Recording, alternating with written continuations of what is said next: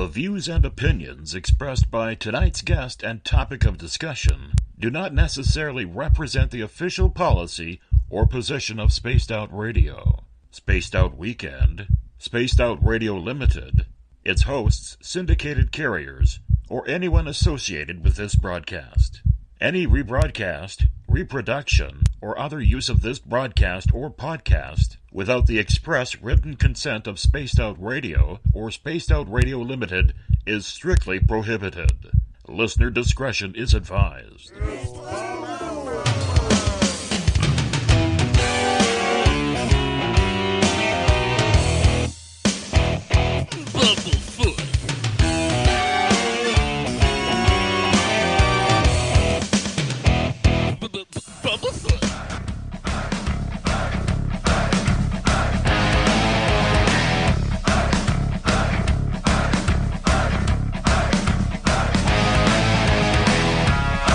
Are you experienced? Stop right there!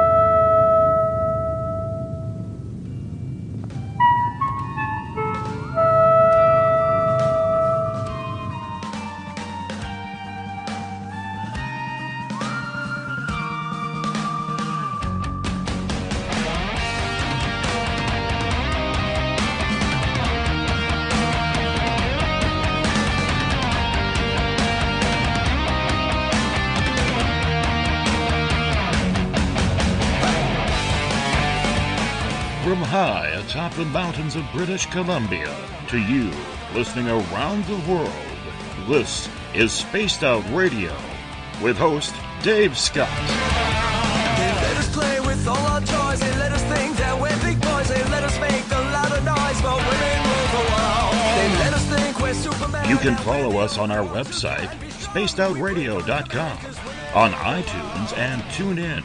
Follow Dave on Twitter at Spaced Out Radio, on Facebook at Spaced Out Radio Show, or on our YouTube channel, Spaced Out Radio Show. I try to act so cool, but you know I'm just a fool for you. I will stop till I reach the top just to be there with you. Dave, oh Dave, are you playing with Bigfoot and aliens again? Dad, you gotta stop haunting the ghost. It's scaring them. All right, seriously, put down the pointy sticks. Okay! Game on! Game on! Game on!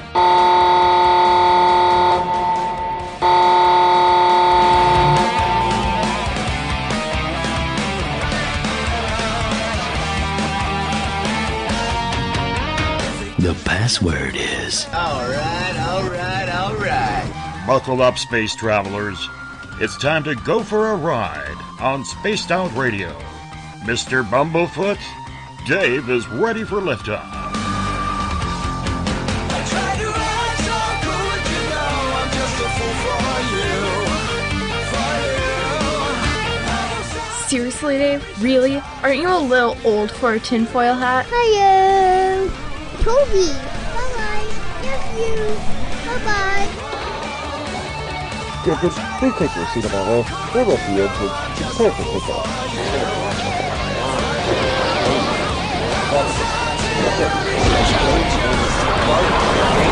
Start. 2, 1. Boost ignition and liftoff. I'm such a lucky guy, 'cause after all this time, it's like the deeper I go, the deeper I fall. Good evening and welcome to Spaced Out Radio. Tonight I am your host, Dave Scott, and it's great to have you along for the ride on this Wednesday night, March 22nd, Thursday, March 23rd, if you're on the East Coast. Hope you are having a good time as we are live right here in Uncle Jimbo's cabin, right here in the Great White North, live 7 days a week. We welcome everyone listening in at WQEE 99 Rock the Key in Noonan, Georgia, spacedoutradio.com, on Spreaker, on the United Public Radio Network, Renegade Talk Radio, the High Plains Talk Radio Network, and on Revolution Radio. Radio. Mr. Ron Bumblefoot THAL, formerly of Guns N' Roses, currently of Art of Anarchy, is our man behind the music. Bumblefoot rocks us in and out of every single show, as he is the official sound of SOR. Hey, if you're a social media junkie like I am, give us a follow on Twitter, at Spaced Out Radio. Give our Facebook page a like, Spaced Out Radio Show. You can go on Instagram. Follow me at Dave Scott, SOR. Subscribe to our YouTube channel, Spaced Out Radio Show. Tune us in on TuneIn. Download our shows from iTunes. We're also on RadioGuide.fm, TalkStream Live, and on Stitcher. And, of course, our website is SpacedOutRadio.com. And if you head on over to Patreon.com, we have some really cool swag we are offering you there as well for as low as $1 a month. So make sure you check it out. If you want to take part in this show, we do not take phone calls. You have to sign into one of the chat rooms, either on our website, spacedoutradio.com. Click on the Listen Live button, takes you right to the chat room, either on Revolution Radio, on Spreaker, on the UPRN chat room, or on Facebook at the SOR Space Travelers Club, or if you're on Twitter, just like Dennis just did, and Canadian Joe, use the hashtag SpacedOutRadio. I will get to your questions in there as well. If you head to our website for just $5 a month, we're offering you a chance to become an SOR space traveler. We got really decent swag to offer you there, so check it out. We have a brand new news section called The Encounter Online, courtesy of our editors Eric Markham and Everett Thiemer. You can also check out my latest blog there as well. And if you have a sighting you can't explain, fill out an SOR Sightlines report. Our researcher Mike Schmidt is ready to find out what's going on. We are live on terrestrial radio on WQEE 99 Rock the Key in Noonan, Georgia. That's where they film The Walking Dead. Also live on the United Public Radio Network on 107.7 FM in New Orleans, and their listeners from over 160 countries around the world.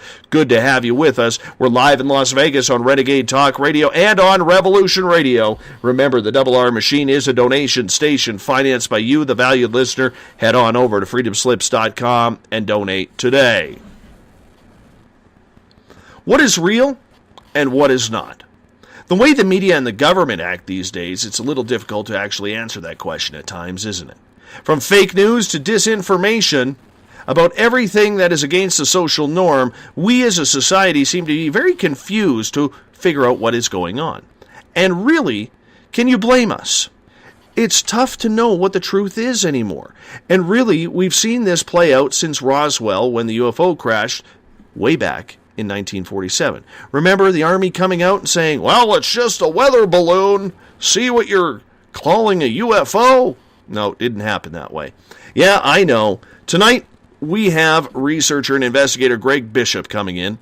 Greg is someone who keeps his eyes close to the scenes to see what's being covered up next. In 1991, Greg co-founded a magazine called The Excluded Middle, which was a journal of UFO, conspiracy research, psychedelia, and new science. He studied everything from UFOs and alien abduction to hidden and black projects that happen to be hiding under our very noses. This is one busy man with one big brain filled with information. Greg, welcome to Spaced Out Radio for the first time. Glad to have you aboard. How you been doing? I'm doing great. Thanks for that great introduction, and it's fun to be on. I hope I live up to the hype. I'm sure you will, my friend, because, you know, the one thing that I love about doing this show is every day we learn something new. Every day we get new information, and we have a brilliant audience that participates in this show, and their questions will come in the chat rooms. I know they will because they do every night. And they're at the point where they're like all of us, man. They don't want the rug pulled over their eyes anymore. They want the truth. They want everything that's going on. So I'm going to hit you up right off the bat. What is the truth anymore? Could you, after all your 20-some years of research, figure out what the truth is? Nope. But you can get close to it and it takes time and it takes effort and it takes looking at different sources. If you count on one source for any of your information, I think you're already lost. The problem is most people, that's all they can do. I mean, it's like you got to go to a job, you have families, you have commitments. It's really hard to do that.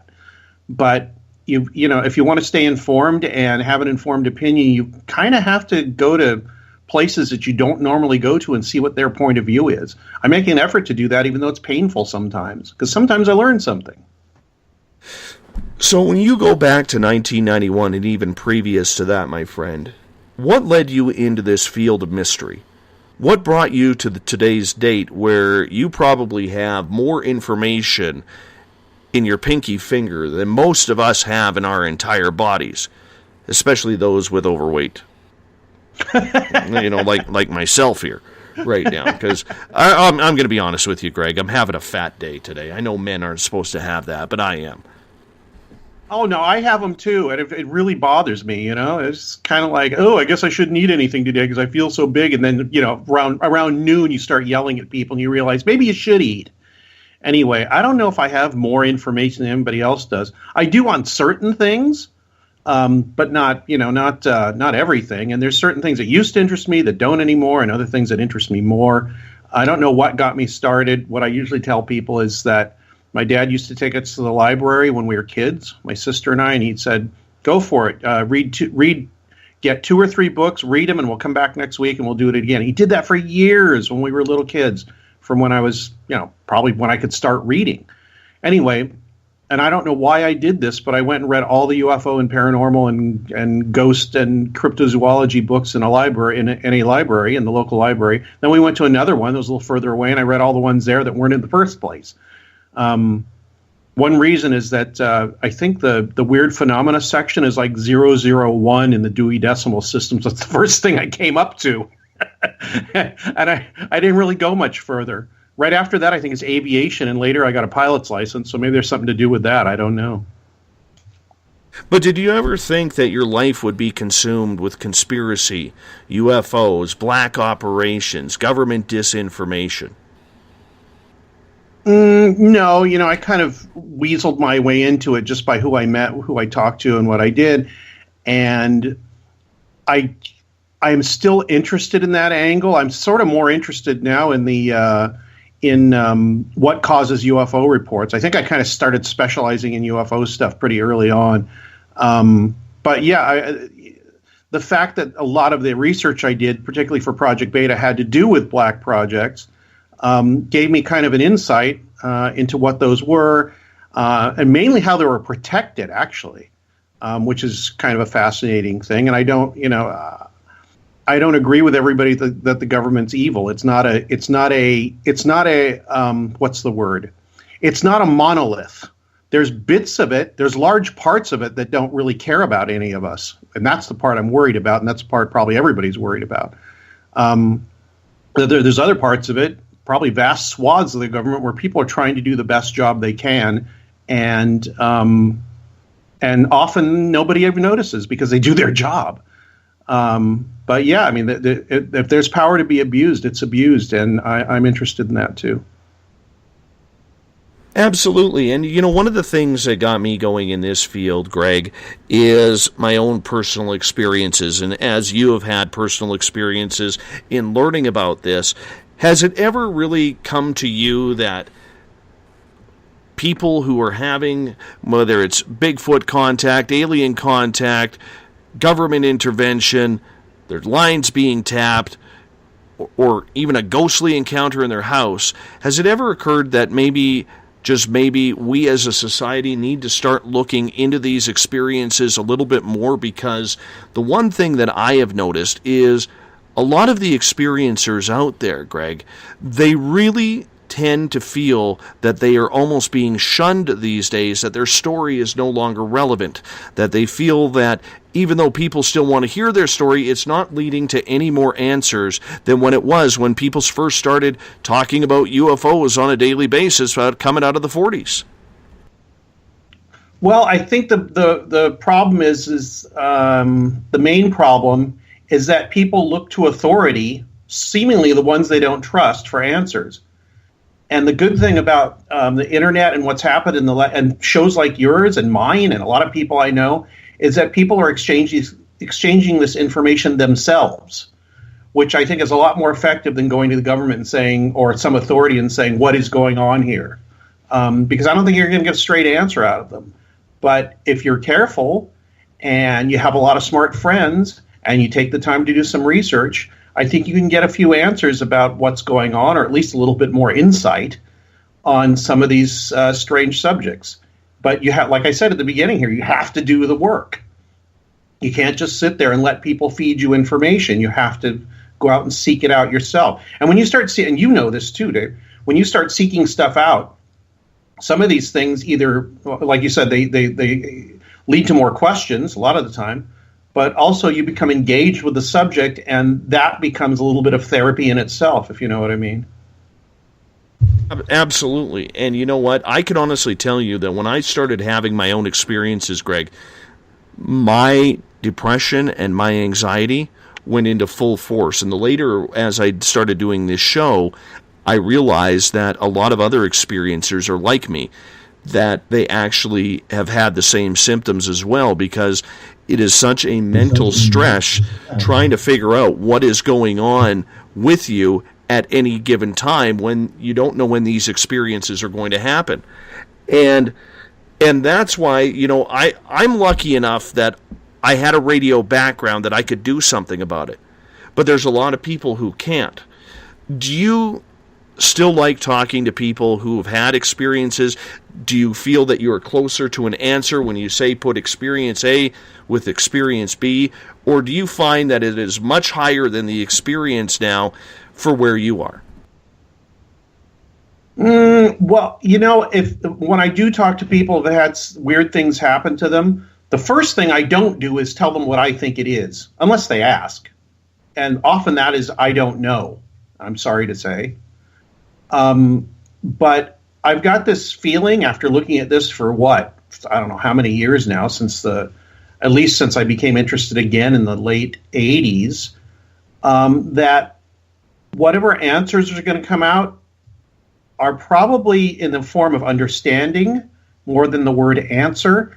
And even more importantly, I don't think you can explain to somebody what happened to them and put it in a context that works for everybody. Whenever somebody has a weird experience or an abduction or whatever you want to call it, I think, especially with the UFO thing, it is very individual. The reaction is very individual. So it's hard to take somebody and tell them, you know, this is what happened to you. It may not be what happened to them at all. From their point of view, it's something completely insane from your point of view, but to them it makes sense. So I think you have to learn to come to terms with whatever your own experience is, and realize that you might not get somebody saying, I had that exact same experience. In fact, it might be rare. I don't know, because I've never had any of these weird things happen to me. But I do believe that it's very individual, the way the people experience it, and that there's a problem with telling people, you know, you were abducted by aliens and this is what happened. There was a medical. I think that if that hadn't been put down as the standard way back when by people like Bud Hopkins, and I'm not putting these people down, but Bud Hopkins and John Mack and David Jacobs, that I think you would see the variety would be much more evident. And in fact, if you look at reports of, you know, kind of close encounter and humanoid reports from other countries and across time, there's a great deal of variety. And I think that's because the individual experiences, remembers, and, you know, tells others and themselves about their experience over and over again, and it becomes something they can handle. And tracking it, I think, is tracking it into one phenomenon or one way that it happens might be a bad idea. Do you feel, after all this time that you have been investigating this, do you feel ripped off that you haven't had your own personal experience yet? Yeah, kind of. I do. I mean, you talk to some people. I interviewed Carla Turner in the 90s. You remember who she was? Yes. Yeah, I interviewed her in 93 or 4, something like that. And the night before and during the morning hours of when I was going to interview her, and this was in Austin. I was staying at a friend's house in Austin because it was the Austin Mutual UFO Network National Conference. I woke up at 1:11, 2:22, 3:33, 4:44, and 5:55. I have never done that before, and it's never happened since. And I told her that, and she said, that's a classic abduction scenario, having that happen. I said, really? She said, maybe I should interview you. And I said, nah. But that's the only time that happened, and I was thinking, and I'd never heard of it before. So there's something weird going on there where somehow whatever was going on with Carla Turner, who was definitely having some sort of interaction or abduction experiences, and me, who's going to talk to her that day, something happened where that field of weirdness spread to me for one night. And the funny thing is, the next day when I left, my friend told me that when he took me to the airport, some friends told him that they saw a couple guys come and they were working on the house, like in overalls or whatever, and they left. And after they left, his water heater or his furnace or something caught on fire and almost burned the place down. No kidding. I don't know what was going on there, but that's just one example of the extreme weirdness that goes on around people that have strange experiences. I'm sure you've had weird things go on that don't seem to have anything to do with your experiences, but are extremely strange nonetheless. You know what? My experiences have all been personal, but I can honestly say, knock on wood, okay, and to whatever government official is listening to this, because we know they're listening to all of these shows, or at least recording them. You know, I take a different approach on this. I really don't care what the government is hiding. It's fun to learn. It really is. But in the end, I also know that that's not my job. My job is to get the stories out so people can learn and maybe put them towards their own experiences so that way they have answers. I know. Yeah, right, exactly. I have no idea if Spaced Out Radio is, we started with about 12 to 15 listeners a night. We're well over 100,000 listeners a night now. And I don't know if any of us in total could make a difference. Therefore, I don't worry about that. But I can understand where we have people, Greg, okay, and I'm going to bring up a very controversial name when I say this, but when you have people like Phil Schneider, or even to a lesser extent, Stan Romanek, who is in his own court battles right now, who have gone out there, they have challenged the government, they have challenged officials, they have challenged the military about what they are saying. I can see where these people have got into trouble because they're almost like homeland terrorists accusing the government of what the government doesn't want to be accused of. Therefore, I could see that type of reaction. But no, as far as I know, I have never had my phones tapped. I've never had someone come knocking at my door saying, you might not want to broadcast this. And I've even told friends and family, I said, if the government knocked at my door tomorrow and said, look, we want you to stop working on Spaced Out Radio, and by the way, here's a check to shut you up, I'm probably gone, because I do like money, and I do have bills to pay, and I do have a family to take care of. But in the meantime, I don't think we're doing anything that's going to, set off the alarms and shut people up. I don't think we're doing that. I actually think that's very rare, especially in the UFO thing. I don't think Stan Romanek or Phil Schneider set off anybody's alarms. The only time you're going to set off alarms like that are if a lot of people are listening to you and you're saying something that's actually true. There's no way to know whether Romanek, I don't know too much about Romanek, that anything that Phil Schneider said was actually true, because there's no way to check up on it. And two, hardly anybody ever listened to him, so he's not that much of a threat. When there's a lot of people listening, then I suppose that would become a threat. And, I don't know if you consider maybe Danny Casolaro was one of those. I don't know. But I'm really careful when I try to figure out who might have been silenced or not, because I don't think silencing people is really done anymore. It's kind of done almost, if you stick with the Romanek thing, if it's and I do think he's guilty of what he was doing. I'm pretty sure of that. But if you want to, it's a lot easier to embarrass somebody out of the field than it is to kill or make them sick or whatever. But like I said, I think most people in power don't really pay attention to a lot of these people, because it's not something that a lot of people listen to.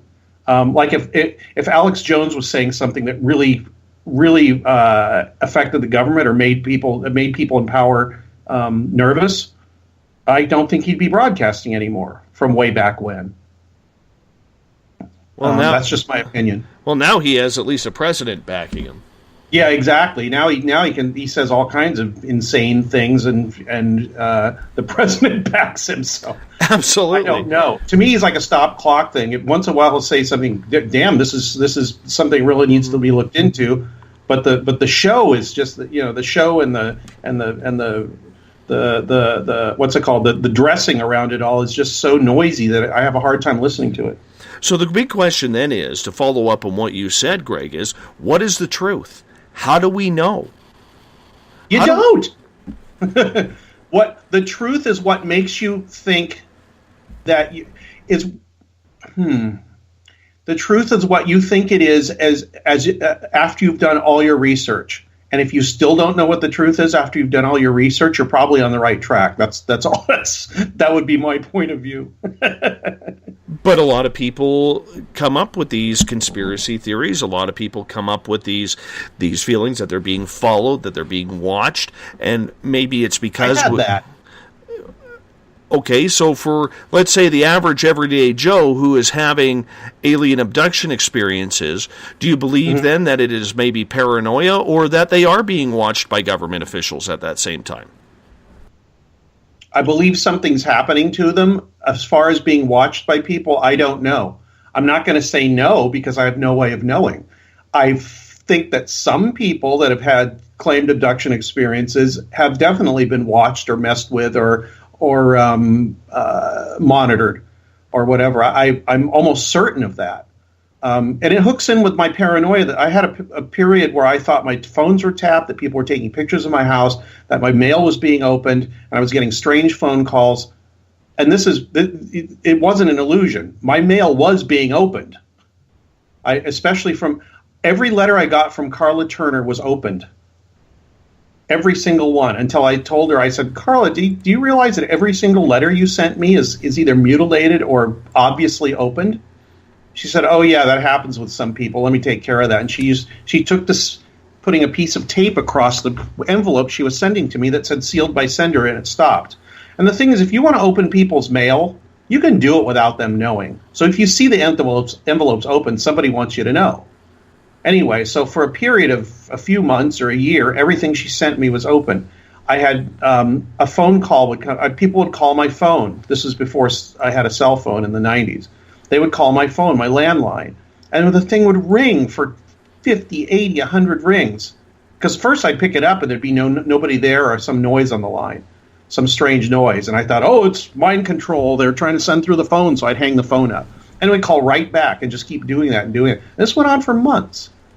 I thought my landlord was spying on me. It got really, I got to the point where I was just kind of sitting in the house going, should I even go out? And then I made a decision. I said, you know what? I'm just going to stop worrying about this because I can't take this anymore. I'm either going to kill myself or go crazy or whatever. Let me just stop thinking everybody's watching me. So let me just try that for a while as an experiment. And it stopped. And I didn't tell anybody I was going to stop thinking that way. It just stopped. And the weird thing is that stuff was actually happening. I wasn't imagining my mail being opened. I wasn't imagining people calling my phone number. I wasn't, but it all stopped when I decided to stop thinking about it in that way. So I don't know what happened in that case. I don't know if it's because it's the way I was thinking about it or somebody read my mind and stopped. I have no idea. But that's another thing I discovered after doing this for a long time. What you think about something really determines how you experience it in a very real way that other people will notice, which is a weird mystery, you'd think if somebody really was following you or paying attention to you or whatever, that it would just, how you felt about it would make no difference. But in my case, and I've heard other people this happen to as well. Paul Krasner, the satirist and radical from the 60s, he said the same thing happened to him. As soon as he stopped being paranoid about stuff, most of it went away. In fact, after a while, all of it went away. Very strange. So you've mentioned Dr. Carla Turner a couple of times. Do you think she was murdered? No, because she's a smoker and smokers get cancer. Although, there's many ways to give people cancer without them knowing it and all that. And if somebody's smoking, I don't think she was a threat. You have to get to a certain point where a lot of people are listening to you. And like I said, I think killing people went out with Kennedy. It's just too messy. Unless you're a political person, like a Russian ambassador or something. But that's Russia doing it. I can tell you one thing. I had a gentleman on my show back in 2015. His name was John Corner. And he wrote a book about the CIA killing JFK, Martin Luther King, and Malcolm X. And he was just getting his voice back because literally a week after he went into, or after his book was published, and it was published by a major distributor, he went out for lunch. And all of a sudden, a couple days later, he's not feeling well. He goes to his doctor, and his doctor says, have you been traveling to Southeast Asia recently? And he goes, no, why? He had an internal flesh-eating disease that could only be found in the jungles of Vietnam or Laos, or somewhere in that region. And to this day, it's not something you can get virally. So it's not like he could be, it wasn't like a cold or something along those lines. It was something you had to ingest. And the only time he had been out of his house was when he went for lunch with a friend of his right after the book came out. So do you believe then that there are certain people who are testing the limits that may be on some sort of hit list or severe warning list? Yes, I do. I'm not sure of it, but I think it's well within the range of possibility. Absolutely. Do you feel that they are still in the game of killing the way they were in the 60s? Not as much, because you can monitor people a lot better now, especially if they're on the internet, obviously. And two, like I said, it's messy to kill people. It's just, it makes more people pay attention. If you've got 5 people paying attention to you and you say something that pisses off the government and suddenly you die mysteriously, you're going to have 1,000 people listening at that point and wondering what the hell happened and looking at what you were talking about. Why do that? Just embarrass or get somebody interested in something else, or make them look bad, or plant evidence on them or something. I don't think the killing is messy, final, and draws too much attention, I think. What about somebody like Max Spears, who was found in Europe with some sort of black goo coming out of him? There was a man who was very, very controversial. I think you know the story. Yeah, I know the story. What do you think about something like him? Do you think because of what he used to do and because there is such secrecy around some sort of government black ops and secret space program that maybe he was speaking a little bit too truthful? It's possible. I can't say for sure one way or the other. I have suspicions, but they're not enough to say, no, he was killed by... and ultimately a lot of these things you have to go on suspicions. Even the JFK assassination, which I'm pretty sure was not Oswald acting alone. I'm almost certain of that, but I'm not 100% sure. I can't be 100% sure of anything. I think that a lot of people don't realize this. People I get in with debates online and things like that, is that things are not cut and dry. They just almost never in the real world are. You deal in probabilities. And you have to check out the probabilities and realize, when you're being led by your emotions rather than doing some actual real research and figuring out if something has merit or not. As far as Spears is concerned, I really don't know. I would tend to think not, but I haven't done enough research to tell you that I could have a well-informed opinion on it. Well, you just mentioned people who were doing research, and this gets to Sungazer's question in the Revolution Radio chat room. He's asking to ask you, what about all the journalists who've been covering these stories, and they've just died mysteriously? Journalists are easy targets. Yeah, I know. The only one I can think of is the guy that was driving. Actually, he was doing a story on a guy in the Navy, and about 3 years ago, I can't remember his name, but he ran into a tree in the middle of the night in his car, right about 2 miles from me, actually. I'm willing to consider that there's even ideas that you can control people's cars. I think certain cars, you can take control of the software, I believe, and make them do things that the car wouldn't normally do. And that could have happened in his case. I don't know for sure because I haven't seen any specific evidence about it.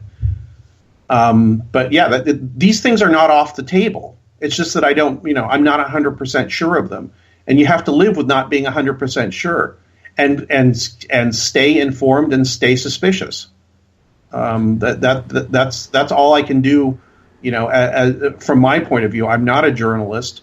I do the same thing everybody else does. Is I look stuff up online, and if I'm really interested, if I can, I get in touch with people and ask them questions.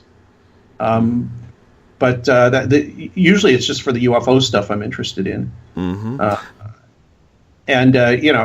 Once you start asking somebody a question, what you hear in the news and what you hear online and all that is often really not exactly what happened. If you really want to know what happened, you have to actually get out there and talk to people. Mm-hmm. And that's difficult. It's difficult for most. It's difficult for me. Mm-hmm. What is your take then on government disinformation and what they are telling us or not telling us? And I bring that up because I'm going to take you back to February 13th, 2015, when John Podesta, love him or hate him, or if you want to go through the conspiracy side, you can. It doesn't matter. But to me, when I was a journalist, the one thing that I learned very well was that you had to learn to read between the lines sometimes, because there was a story within the story. You can agree on that, right, Greg? Yep. Okay. And when he ominously tweeted out on February 13th, 2015, when he was leaving President Obama's White House chair, he said, "Finally, my biggest regret of 2014 was not disclosing the hashtag disclosure of the UFO files, hashtag the truth is still out there." The reason why I think that is ominous and some sort of disinformation is because on a media standpoint, back in the day, if the media was doing their job, they would realize that the top civilian in the United States had just basically said, UFOs are real, sorry people, I cannot get the information on what we know out, and the media dropped the ball. Most outlets did not even cover that tweet. And the way I look at it, Greg, is next to Jesus Christ himself coming down from the heavens, aliens and UFOs are the next biggest story in mankind's history. So I'm curious what you think about that type of government disinformation, or even media disinformation, or lack of reporting. Well, as far as my friend Steve Ray said Michael Hastings was the guy that died in the car wreck. So if anybody wants to look that up. As far as remind me what you just asked me. I'm sorry. Well, just in regards to that ominous tweet from John Podesta. Oh, Podesta, yeah. I'll tell you what I think after talking to a lot of people in the government, a few, being close to people who were trying to find out the truth, civilian and military, and people in intelligence. My feeling about it is that the disclosure movement is barking up the wrong tree. They're asking people who they don't trust to give them an answer that they've already got in their minds. That aliens are here, the government knows it, and they're doing all the things that people say that think that they're doing. I don't think the government knows that. I think they're almost as confused as we are, but they have a much bigger database. Meaning, they know, they've talked to people, they've looked into it, and I think the main secret is something's here, we don't know what to do about it, and we don't know how to control it. I think that's the secret. The secret isn't crash saucers and deals with aliens and all that. From everybody I know I've talked to, and from people outside of that, people that have had weird experiences and all that, it's just so strange and so off the map and so weird and doesn't make sense that people in power are kind of worried about it. They have no control over it. They have no control about when it'll happen to people, what's going to happen, or stopping it, or anything. And I think that's the big secret. If you want to talk about Roswell and things like that, I think that's just window dressing. The big secret is it's something that we don't know how to control. And if you're in power and you don't know how to control something, then it doesn't look like you're as much in power anymore. So that's my feeling on a lot of these leaks, Podesta and all that. I think Podesta has been told some things, but not everything. And he's just as in the dark as a lot of us. Maybe he said that stuff to get somebody to push some more information out. I do not know. People often do that in the government. They'll announce something that's just kind of oblique to the subject, just to get somebody, to make somebody nervous, so that they say something. But so, the way I don't know. But all my thought comes from that one thing, that it's so strange that even people in power don't know what to do about it. I understand that, but the way he was egging on the media to take control of this story, basically saying, hey, ladies and gentlemen, here's this story. There is this information being kept from you. You are a journalist. Do your job. Look into this. And they wouldn't bite. And they wouldn't bite. Yeah, because it's still covered with ridicule as far as they're concerned, which is really strange, because most people already accept that there's something going on and there's aliens here and all that. I don't know why nobody's told the journalists that. But as soon as the journalists start making a stink about it, or coming out with any kind of information, their colleagues and the people that are supposed to determine what reality is tell them that they're nuts and you're going to ruin your career and all that. And that's a problem. And I don't know why that goes on. I think I know why it goes on, because it's still a subject treated with ridicule by people who report the news to us, at least the main ones. And I don't know when that's going to end. I think like I said, I think it's a bottom-up thing. We have to go for it ourselves by doing things like listening to this show and reading books and staying informed and staying balanced a bit. I think that's the way to go about it. Because, like I said, I think the main answer is that they just don't do it out of embarrassment, which is a tragedy. I guess the funniest moment for me, and this is the only reason why I think I wished Hillary had gotten in as president, because I would like to see how much she would actually come out and say. Because if Podesta went public saying part of my agreement, and Hillary admitted it, part of Podesta's agreement was disclosing the UFO files, I'm curious to see how far that would have got, and how much play that would have got. And when they started releasing, how much energy would the media have put into those stories? Unfortunately, we'll never know. We won't know. I don't think that would have gotten very far. One, because I don't know what the hell they're going to disclose, for one thing. And two, you've got that, whatever, Stan Friedman calls it, the laughter curtain. You've got that ridicule factor that keeps that kind of stuff from edging off the other stories on the front page. And it will for a while, till I think it comes from the bottom up and everybody has their own realization and realizes that they don't have to have the media and the government telling them what's going on, because they can find out for themselves. The big question is, if a UFO landed on the roof of CNN down in Atlanta, would they report on it? And they wouldn't even see it. You know what? As sad and as sarcastic as that question is, I think there's honest validity to that. Because they've denied it. What more? I guess the way I look at it with the public in regards to John Podesta is, what more does the public need than the highest ranking civilian official in the country saying, I'm trying to get this out here, people, and nobody listens?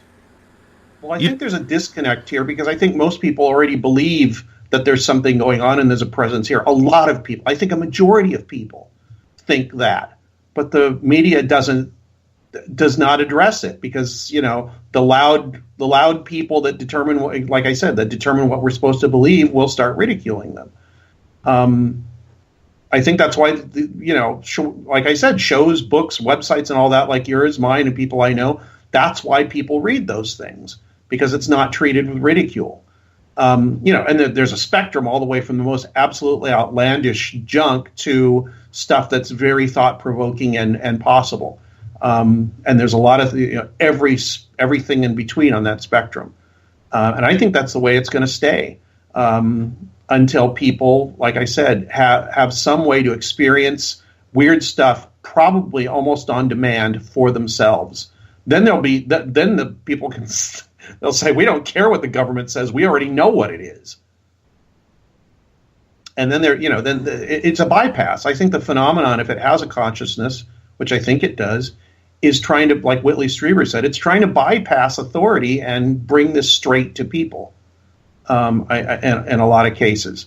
But that's a tough one, and it's going to take a really long time. Do you believe then, and I'm not sure if I do, but I'm going to take my tinfoil hat off here for a second, because I actually do have one. My daughter made me one just the other day. But do you believe then that there is some sort of shadow government controlling the strings of what can be said and what cannot? I think there are elements within the power structure that want to keep control. And they do it whatever way they can. And by controlling what stories get out is part of that. I'm pretty sure of that. I've been sure of that for a long time, and I'm sure most of your listeners have. I don't know about it. A shadow government, to me, it sounds like there's a bunch of people that sit in a room and they make policy no matter what the real elected government does. I don't think that's it. I think it's more like people with a certain agenda who cooperate with each other, like a conspiracy. But it's not some organized thing. It's just a lot of people with the same agenda, pushing for the same ends, meaning covering up things that they don't want people to see. Mostly having to do with giving them more power and you less power and money. Well, let me ask you some direct questions on this, as we only got about 10 minutes left in our first hour with you. Do you believe then that there is a secret space program? There's a lot of indications that there are, but I haven't looked into it as much as someone like, say, my friend Walter Bosley or Richard Dolan. There's a lot to be said for it. And it makes a lot of practical sense, too. Have a secret space program where you're developing surveillance and weapons that you don't tell anybody else about. And then, of course, there's that Matthew Williams thing about hacking into the servers and and reading something about a space command or something like that, where there's a standing army or personnel or something like that that are involved in orbital research and presence, and maybe on other planets, at least on the moon. So I'm not sure about that, but it makes practical sense to have a secret space program, yes. I don't know how far that goes, though. What about all of these false flags that are apparently happening and crisis actors that we seem to be seeing at all of these different events? We seem to see the same person. Who hasn't seen all the memes about the crying lady on the cell phone? She seems to pop up everywhere. I want her job, especially if she gets air miles. Yeah, I am not. You're discussing things with me that I don't know a whole hell of a lot about, and maybe I should. I think that I don't know how many things are staged. I do think that whenever something happens, if it can be used to the advantage of people having more control over us and looking more into our lives and looking more into our online and real world activities, that is used. I don't know about starting them. There's enough crazy people that do this stuff that I think there's plenty of incidents where you don't have to make anybody do anything, a la Sirhan or whatever you want to, if you want to use that as an example. But like I said, it's a lot easier now to create reality after the fact. I think that goes on a lot more than having a false flag. Or I may be completely ignorant and people can tell me that I don't know enough. But that's how I feel about it, knowing the little that I do. Yeah, you know what? None of us know. That's the problem. None of us know. And that's what I find intriguing about this, is because one day the curiosity will get to me. I will need to figure out what is going on. But, when you look at NASA and you look at them not having a shuttle program, then you see that we have or the American side of NASA has to rely on Russia to get astronauts up to the International Space Station, yet there's tension on the ground between America and Russia. It kind of makes you scratch your head and say, what really is going on? Is there something that is just the media is reporting, or do you think that it's something that is just a little bit out to lunch or way above our pay scale? You know what I'm saying? Yeah. I wonder about that stuff all the time, but there's little I can do about it except for to be informed on things that matter to me and that I'm interested in.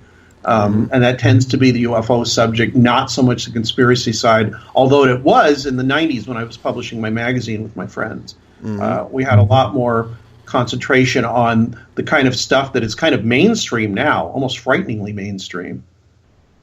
Well, let's get to some questions from our audience, as we got about 6 minutes before we got to go to break here.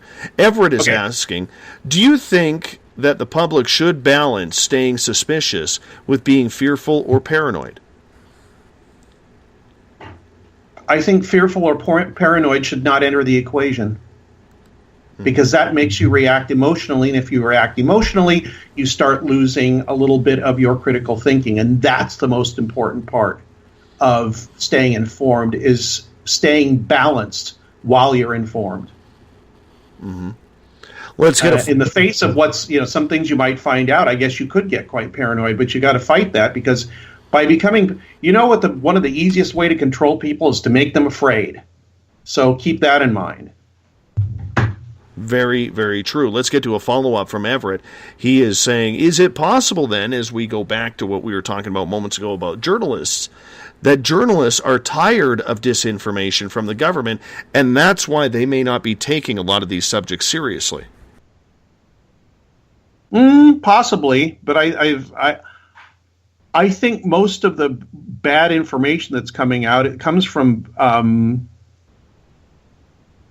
does not come from the government. I think a lot of the most of the noise comes from people that are trying to get to the bottom of it and listening to rumors and stories people have put out that are not true. I don't think a lot of the stuff is coming from the government. I think people are quite capable of disinforming themselves, which is why I said, got to take a step back and look at this stuff sort of dispassionately and see where that leads you. Because if you're led by either fear or obsession or whatever, all you're going to look at is the stuff that pisses you off and scares you. And that's a road to being controlled. Let's get to a question from Robert all the way down in Australia. And Robert is saying, when the media starts shoving unwanted media in the public's face and there is something else brewing in other areas that should be reported but aren't, isn't it fully sure where the focus should be? And where do you think that people should look for the hidden information not being reported? You have to find that on your own. I don't have any specific sites or sources for you. The ones that I tend to trust are the ones that are, well, I don't wholly 100% trust anyone, but through a network of my own network of looking at things, weighing information, seeing what people are saying, seeing where the information is coming from, seeing who owns whatever media outlet that is, and what their motivation might be. You get to a point where you can start to make up your mind about certain things, and mine is different than other people's, which is fine. And on top of that, the other thing is when you hear something you don't like, or from somebody you don't like, the worst thing you could possibly do is yell at them and call them names, because then you've already shut down communication. That goes back to my being circumspect, being a little less emotional about things. That drives people apart too. I mean, I think that's the election in a nutshell. People just they didn't both sides. They would cover their ears and not listen to what they didn't want to hear and call people names that they didn't agree with. That's a recipe for disaster. We're driving our own wedge between us. We don't need the powers that be to do it.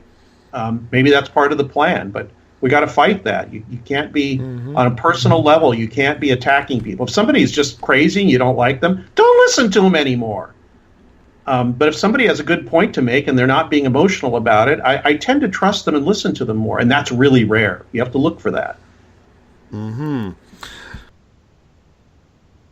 I think so, too, and we have just under a minute left before we're going to go to our first break of the night here. Do you believe, then, that maybe there's people being staged as disinformationalists for the field of ufology? Not nearly as much as it used to be, because of the internet, it's very easy for people to do their own to make up their own stories. However, this thing with Tom DeLonge, I'm very suspicious of. And I want to get into that in the next hour, if you don't mind, because I've actually had a couple people already ask me that in the chat rooms tonight, your opinion of Tom DeLonge. Yeah, it's a big story. Yeah. So, and I think so, too. And it's just interesting how all of a sudden, just because he had an interest and is a frontman of a very popular rock band, that all of a sudden he's one of the leading researchers in ufology sounds a little too weird to me. You're listening to Spaced Out Radio. I am your host, Dave Scott. We'll be back right after this break. From coast to coast to coast, Blacklight Uncharted is taking on the paranormal across Canada. From ghostly hauntings to the UFOs flying above in conjunction with MUFON Canada, we're closely investigating what's going on in the northern skies and checking out the apparitions that walk among us. Check out our videos right here at spacedoutradio.com. We want to know your thoughts, we want to hear your experiences, and we want you to share your stories. The answers are out there, and we intend to find them. Would you like to become one of our space travelers? All you have to do is click on the Space Travelers icon at spacedoutradio.com. For only $5 a month, you can get access to some great prizes, as well as private monthly shows, newsletters, and a members-only section on our website. Become a space traveler today. The third Monday of every month, Spaced Out Radio is going to bring you a different look at everything paranormal. Welcome to The Reporters. Jim Mallard, Vanessa Hogel, Denise Garcia, and Christina George join me, Dave Scott, for a look at the weird and strange from the other side of the microphone. We'll break down ghosts, UFOs, cryptids, and the people investigating them. The paranormal media has never been heard like this. Come listen to The Reporters. It's paranormal news at its finest. Welcome to The Encounter. At spacedoutradio.com, The Encounter online is SOR's trusted news source for everything weird and strange going on around the world. This is news editor Eric Markham. Our team of journalists are scouring the planet for those strange stories that rarely make the mainstream. No fear-mongering or fake news here. Head over to spacedoutradio.com and encounter The Encounter.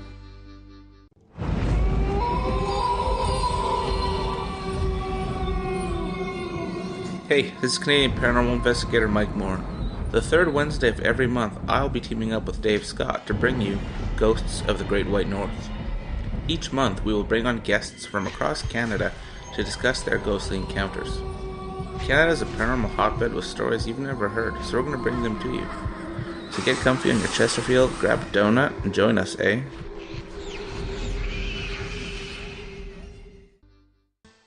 Have you had an experience you can't explain? Had a run-in with ghosts, maybe Bigfoot, or seen lights in the sky? Hi, I'm Mike Schmidt from the SOR Sightlines. I'm here to investigate your sighting. Head to spacedoutradio.com and fill out a report on the Sightlines. All your information is 100% confidential, and I will help you figure out what you've been seeing. File your report and let's find out the answers together.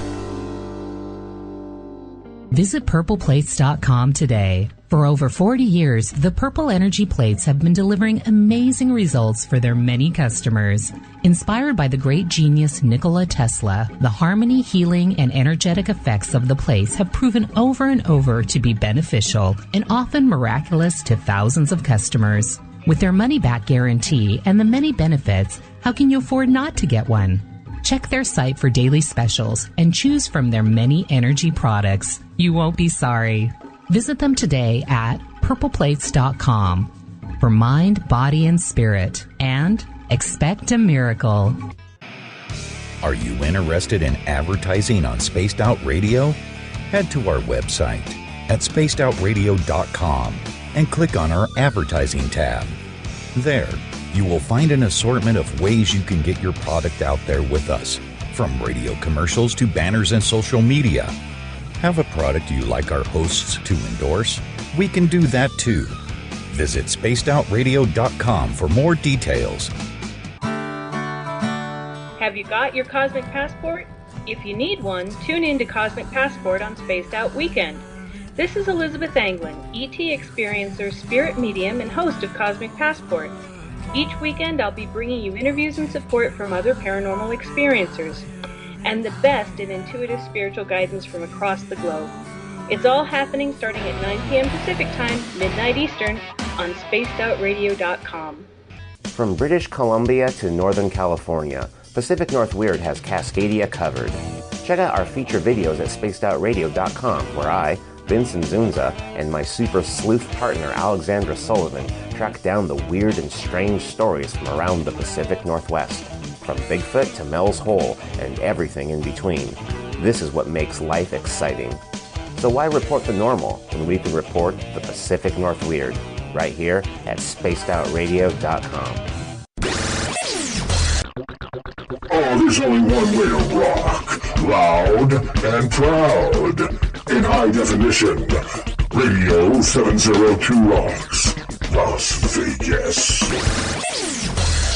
Every Saturday and Sunday night, as Dave Scott wanders aimlessly in the wilderness, you can come hang out with me, James Tyson, in Spaced Out Weekend. Starting at 9 p.m. Pacific, midnight Eastern, I'll take you along as we talk with some of the best experts in their fields. SpacedOutRadio.com is the place to find us. So sit down, relax, put your feet up. Enjoy the topics like the paranormal, supernatural, intuitiveness, and so much more. Hope to see you there. Don't have time to listen to Spaced Out Radio Live? Wherever you are, the car, the office, the shower, or even if you're traveling, we're right here for you. Each Spaced Out Radio show can be found on iTunes, TuneIn, and on our YouTube channel, Spaced Out Radio Show. It's the perfect way for you to catch up on our shows. For more information, just head over to our website, spacedoutradio.com, and tune in to us today. The views and opinions expressed by tonight's guest and topic of discussion do not necessarily represent the official policy or position of Spaced Out Radio, Spaced Out Weekend, Spaced Out Radio Limited, its hosts, syndicated carriers, or anyone associated with this broadcast. Would you like to connect with us? Head to spacedoutradio.com for all your latest show info. And hit us up on Twitter using the hashtag Spaced Out Radio. Now, back to Dave Scott and SOR. Welcome back to the second hour of Spaced Out Radio. Tonight, I am your host, Dave Scott. Good to have you with us. Tomorrow night on the show, John Tenney is going to join us. We're talking skepticism and belief in the field of the umbrella word paranormal. We get going at 9 p.m. Pacific, midnight Eastern time, right here at spacedoutradio.com. Hey, we want to welcome in our terrestrial stations, the United Public Radio Network, live on 107.7 FM in New Orleans and over 160 countries around the world. Good to have you with us. We're also live in Noonan, Georgia on WQEE 99 Rock the Key.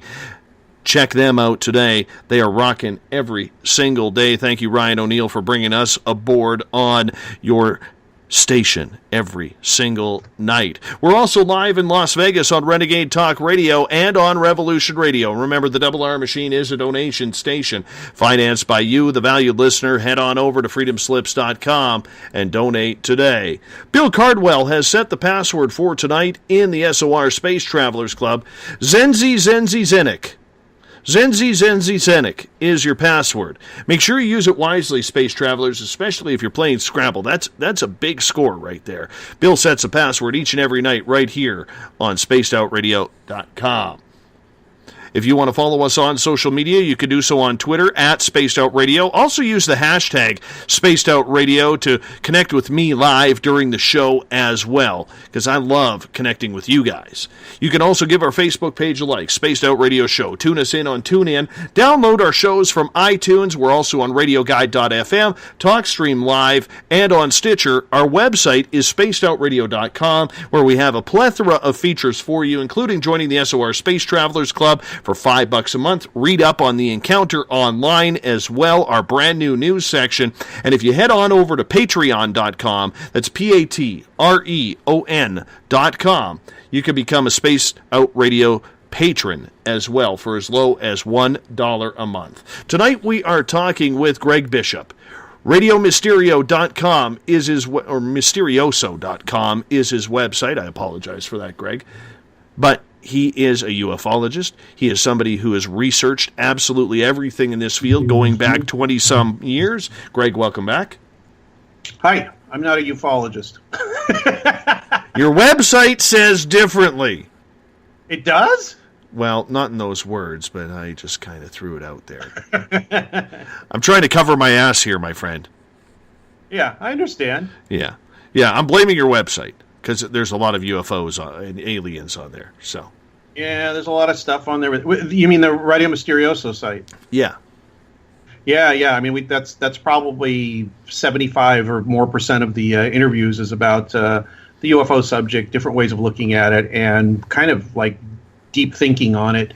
I hesitate to call it that because it makes it seem like I'm trying to force it. This is a really smart show, but no, it's just, we talk about, more about how we look at the subject more than what it might be, because I'm trying to get away from putting a model on it just to see what happens. Right. Well, let's get into the field of ufology, because I got to tell you, man, as an experiencer, as someone who has seen UFOs, especially up close and personal, and as well as someone who has had extraterrestrial contact, this is a field that is very, very close to my heart. And when I see someone like Tom DeLonge come along, and I'm going to be honest with you, I've only read what everybody else has read online. I haven't seen his movie. I haven't seen his information as much as I probably should. But I look at him, and, well, he's filming that documentary that he has. Right. He's got like little short pieces and vines and stuff that you can watch, but I don't think he has any full length yet. But yeah, he's planning on doing a bunch of stuff. Absolutely. When you see someone get that head over heels into this field, as he has, what's your first impression? Well, my first impression was that he was a famous person that's very into it. And there's tons of people like that. Many, many, many musicians, actors, artists, all that are into the subject. Most of it don't take it to the lengths that he has, though. So that was my first impression. Past that, we can talk about that. Mm-hmm. Well, do you think, though, that with the information that he has, I mean, obviously he has the money to back himself.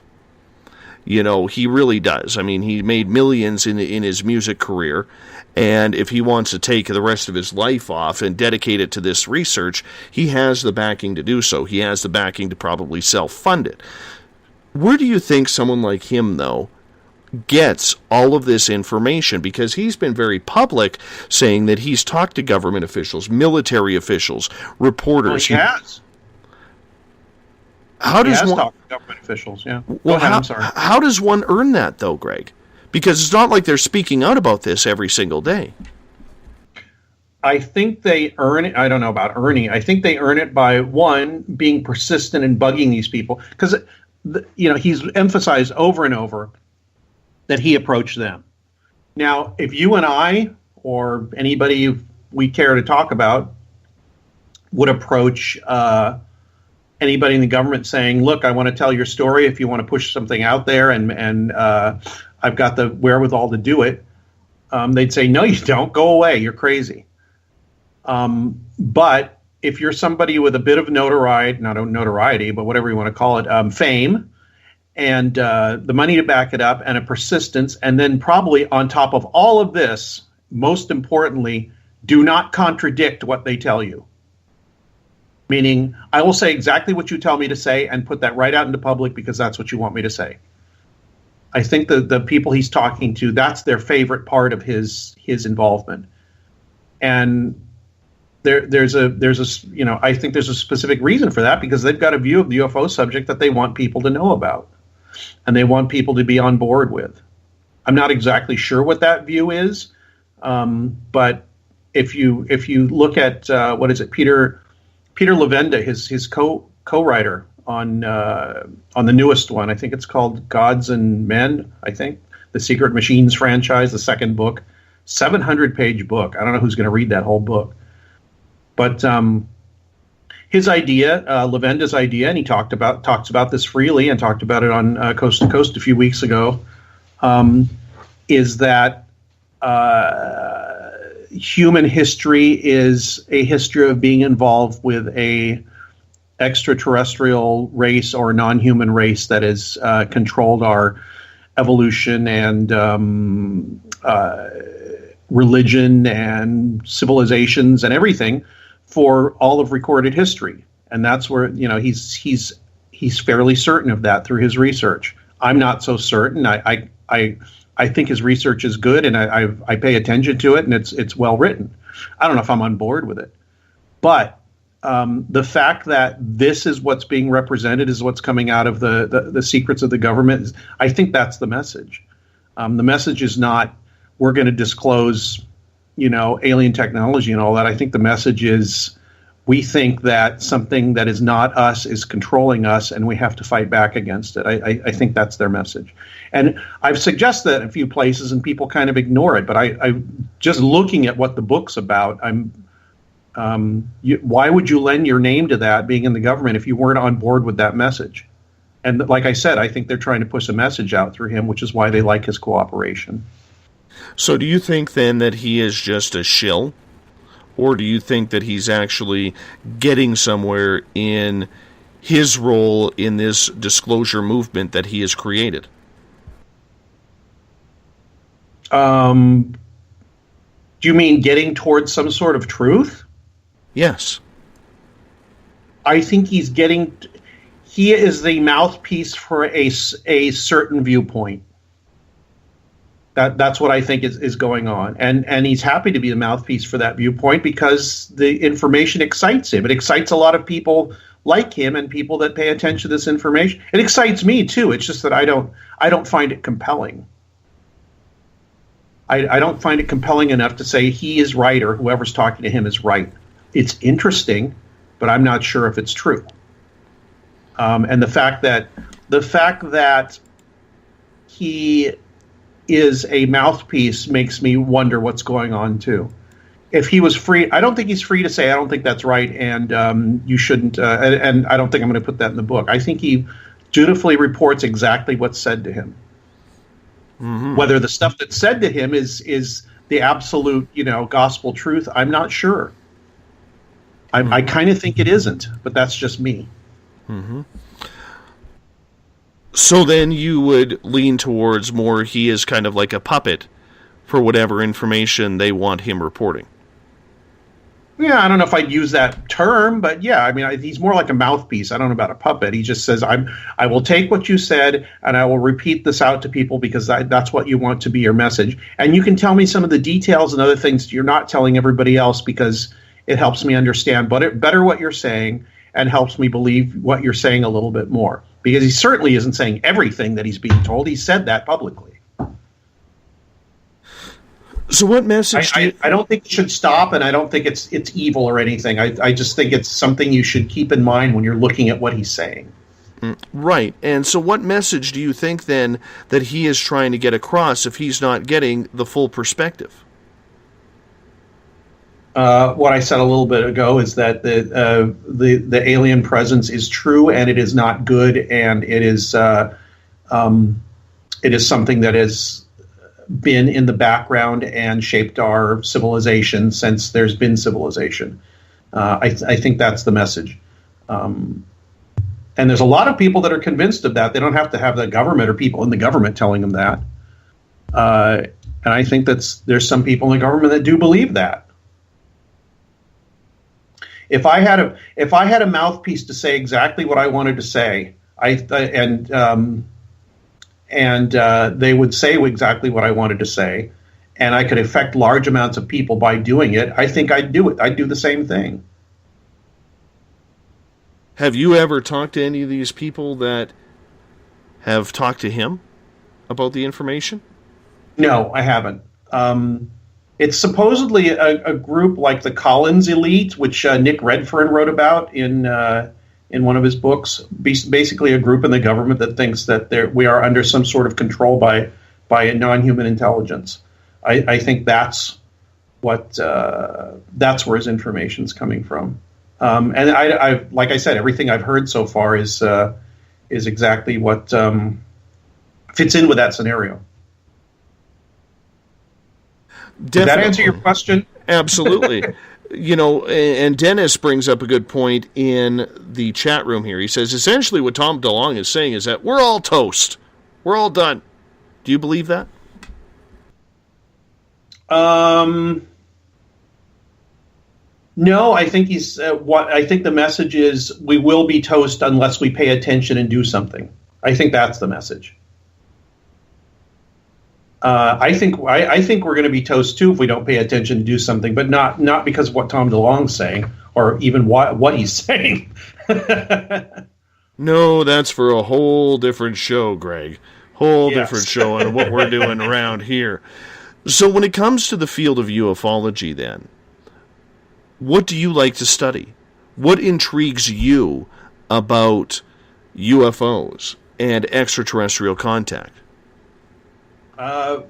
One, I have stopped using the term extraterrestrial and alien because I think they're too loaded. Two, what really interests me now is, Nick's book was Final Events. Thank you, Steve. And two, I'm really interested to find out two different things. One, what causes UFO reports? Not where are they coming from? Who are these people? I want to know what causes the UFO report. Something happens to people. They see something extremely strange that they've never seen before, at least, people that see it for the first time, which is most people. And they have a reaction to it. What the hell's going on in those few minutes or whatever it is when that's going on? I really want to know what that is. And I'm stopped saying it's aliens coming from other planets because I have absolutely no objective proof of that. Nobody has. Objective proof meaning you can just bring somebody else who had no idea what you're talking about and say, look, this is what it is. You can't. You can't do that. So anything we say about the subject most of the things are, at least for the source, is a guess. It's a belief. Because I'm sure something's going on. I'm just not exactly sure what that is. And if I expand it to I'm not exactly sure, then that means I can't make any assumptions about it anymore. So I'm trying this kind of mental exercise where I don't make any assumptions and see what happens. It could take years for me to have any kind of realization or anything like that, but I'm trying to be as agnostic as possible. I wrote an essay recently, and I said I think the best choice, the best thing you can do studying the subject is the best attitude is total interest and complete agnosticism. So I'm trying to live up to that. The other thing that interests me is what I said earlier. It's like, maybe it's coming from a place where everybody experiences it differently. So it's like drugs, set and setting. Whatever you have in your psychology and what comes from your exposure to the subject or non-exposure and your background and your culture and all that, I think all that goes into determining what is seen and what is reported and what is remembered. And the second part, and since it is so democratic, I'm trying to figure out what method could you give to somebody to have their own experience? instead of just having it happen by accident, is there some way that you can cause something to happen on your own? Because if you can do that and have 50, 60, 70 more % of people have some sort of reaction, that will push things forward. So, and that goes into areas of, I was giving a talk and they said at the International UFO Conference, the one where they announced DeLong was the Ufologist of the Year award winner. Somebody asked at the end, well, what do you think, what can we do? If you think all these changes should happen, what can we do to maybe, push these changes? And I said, I don't know, something like maybe like divination. And I got a small round of applause. Meaning, old people did tarot card readings or I Ching or whatever. Just some way to affect your own mind so that that more things can come in and you can have a little wider view of what's going on. And then on top of that, do something active, like meditating or concentrating, or I don't know. I really don't know what method, but there's got to be a method you can give to people where they can have their own experience. And when that happens, when people start having their own experiences, even if they don't agree on exactly what it is, they'll know that there actually is something there that is not them, that is causing weird things to happen, culminating in a UFO experience for a lot of people. But I think it encompasses a lot more than that. I talked to somebody recently, and he gave me a method for doing things, and he said, don't do it. And the second thing he said was, people that do it, they never get what they expect, and it never happens when they think it will. Just like you and I were talking about before the show. Yes, and I can understand that. So, in the end, what should we be trying to solve in the field of ufology if it isn't little gray dudes coming down and saying, take me to your leader? I think we should be trying to solve, one, why we're interested in it, and two, trying to get ourselves out of the echo chamber that it's become over the last 50 years. And that's a tough one, and it involves people doing things actively in small groups or on their own. It does not involve somebody like a group like MUFON going out and asking people questions about what kind of ship they saw. I think that's a dead end. I think the future of it is active participation by people who are very interested and non-dogmatic. Like I said, that's just me. But I think that's what's really important right now for people, if people really want to go further with it. And joining groups and all that, I think is, unless it's a small group that have a very specific focus, I think it's a dead end. Large groups are kind of a dead end. Because there's a group dynamic and a group think and a top down and all that, and that's the subject is not like that. The subject is completely democratic. And I think we should mimic that in the way we study it, if that makes any sense.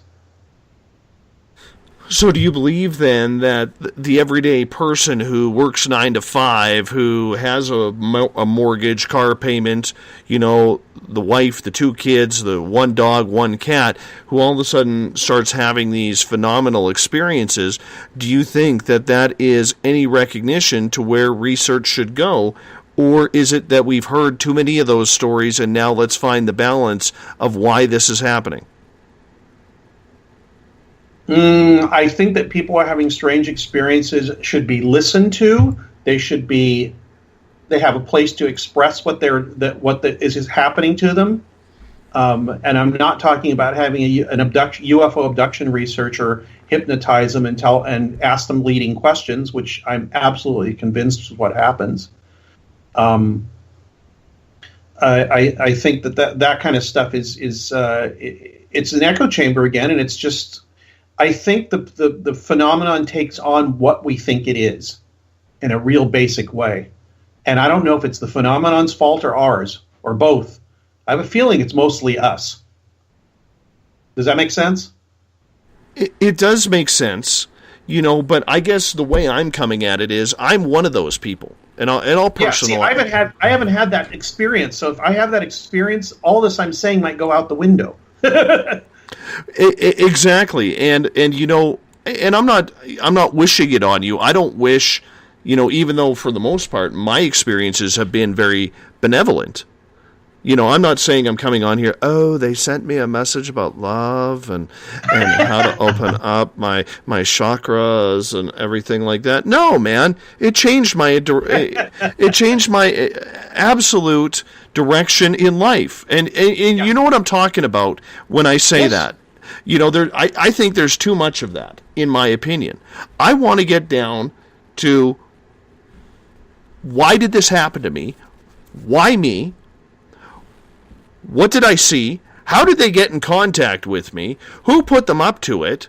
Why didn't they bring me any beer? Because I am Canadian and I do like beer. And honestly, why haven't they come back? This is what I want to know. Yeah. I don't care about the downloads that they give me, and I feel really smart now. I just don't feel that.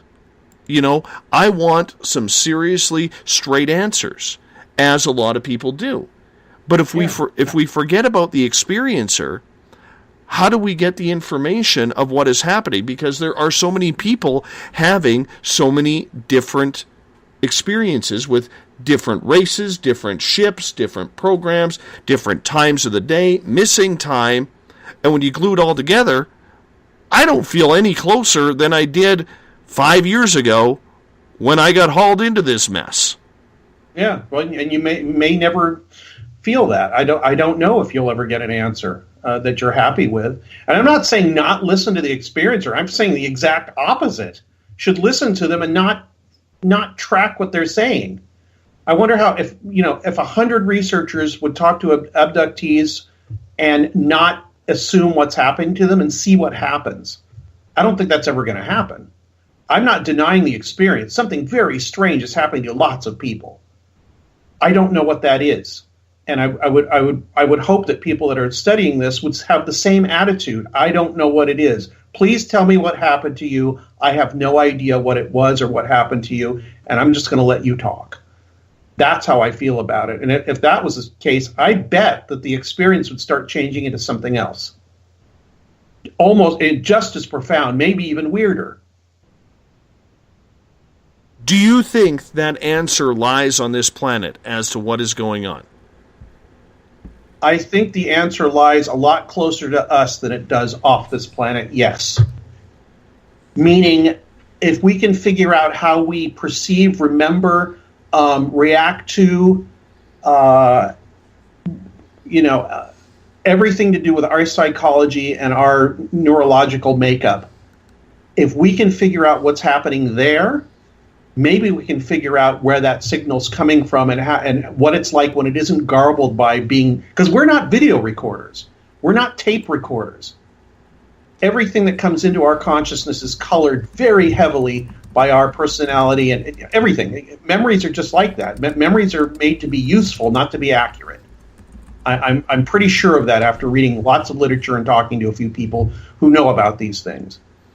Mm-hmm. And I think if we can get past that, a lot of the answer. The beginning of my essay I wrote, I had a quote from Gray Barker, the old UFO researcher.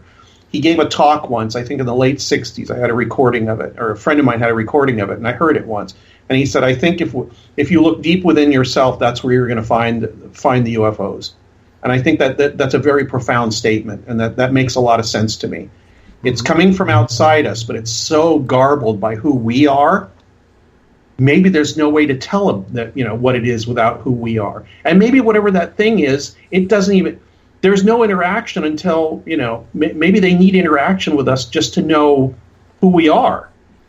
But during that interaction, we put all of our metaphors and everything on it. Mm-hmm. I wonder if there's a way to pull away from that. And if there isn't, is there a way to figure out what's going on while still honoring that we're never going to have an accurate viewpoint? The example I give is, if I was sitting 10 miles away from an abduction or any kind of close encounter, and I was looking through a powerful telescope that let me see exactly what was going on, I am almost certain I would not see what was going on in the way the person standing in front of the thing was experiencing it. I'm almost certain of that. Mm-hmm. And I want to know why that is. Do you think then, Greg, that looking into this whole ancient aliens theory is even relevant to trying to find the answers of what's happening today? It might be, but I'm not interested in it. Actually, you know what? I would be interested in somebody that was thinking along the same lines as me and looking at this ancient aliens thing and what might have been. Because, there's that old, Passport to Magonia by Vallée from the 1960s, where he said this stuff has been happening for hundreds, maybe thousands of years. It's a different, we cloak it in our metaphors each time. It's angels, it's leprechauns, it's fairies, it's whoever. That's in a Western context. But there's ones in, there's indigenous context, there's Eastern context, but it all has to do with some intelligence that's not us, coming from somewhere else, a lot of times from the sky, or at least where we think it's coming from the sky. So that's interesting to me too. It's just people make a mistake, I think, where they say, well, we have the answer now. They're aliens coming from space. I was like, really? Because you think you're more right than somebody 100 years ago that thought it was fairies. I seriously doubt that. I think we're just looking at it with a different filter each time. And, in 100 years or whatever, it'll be something else. It's going to be something else unless we figure out how we categorize, think about, remember all that, all the things I talked about just a couple minutes ago. It really lies with us. We got to figure us out before we figure out whatever an alien is. Mm-hmm. You know what? And I tend to agree with the ancient aliens theory on that.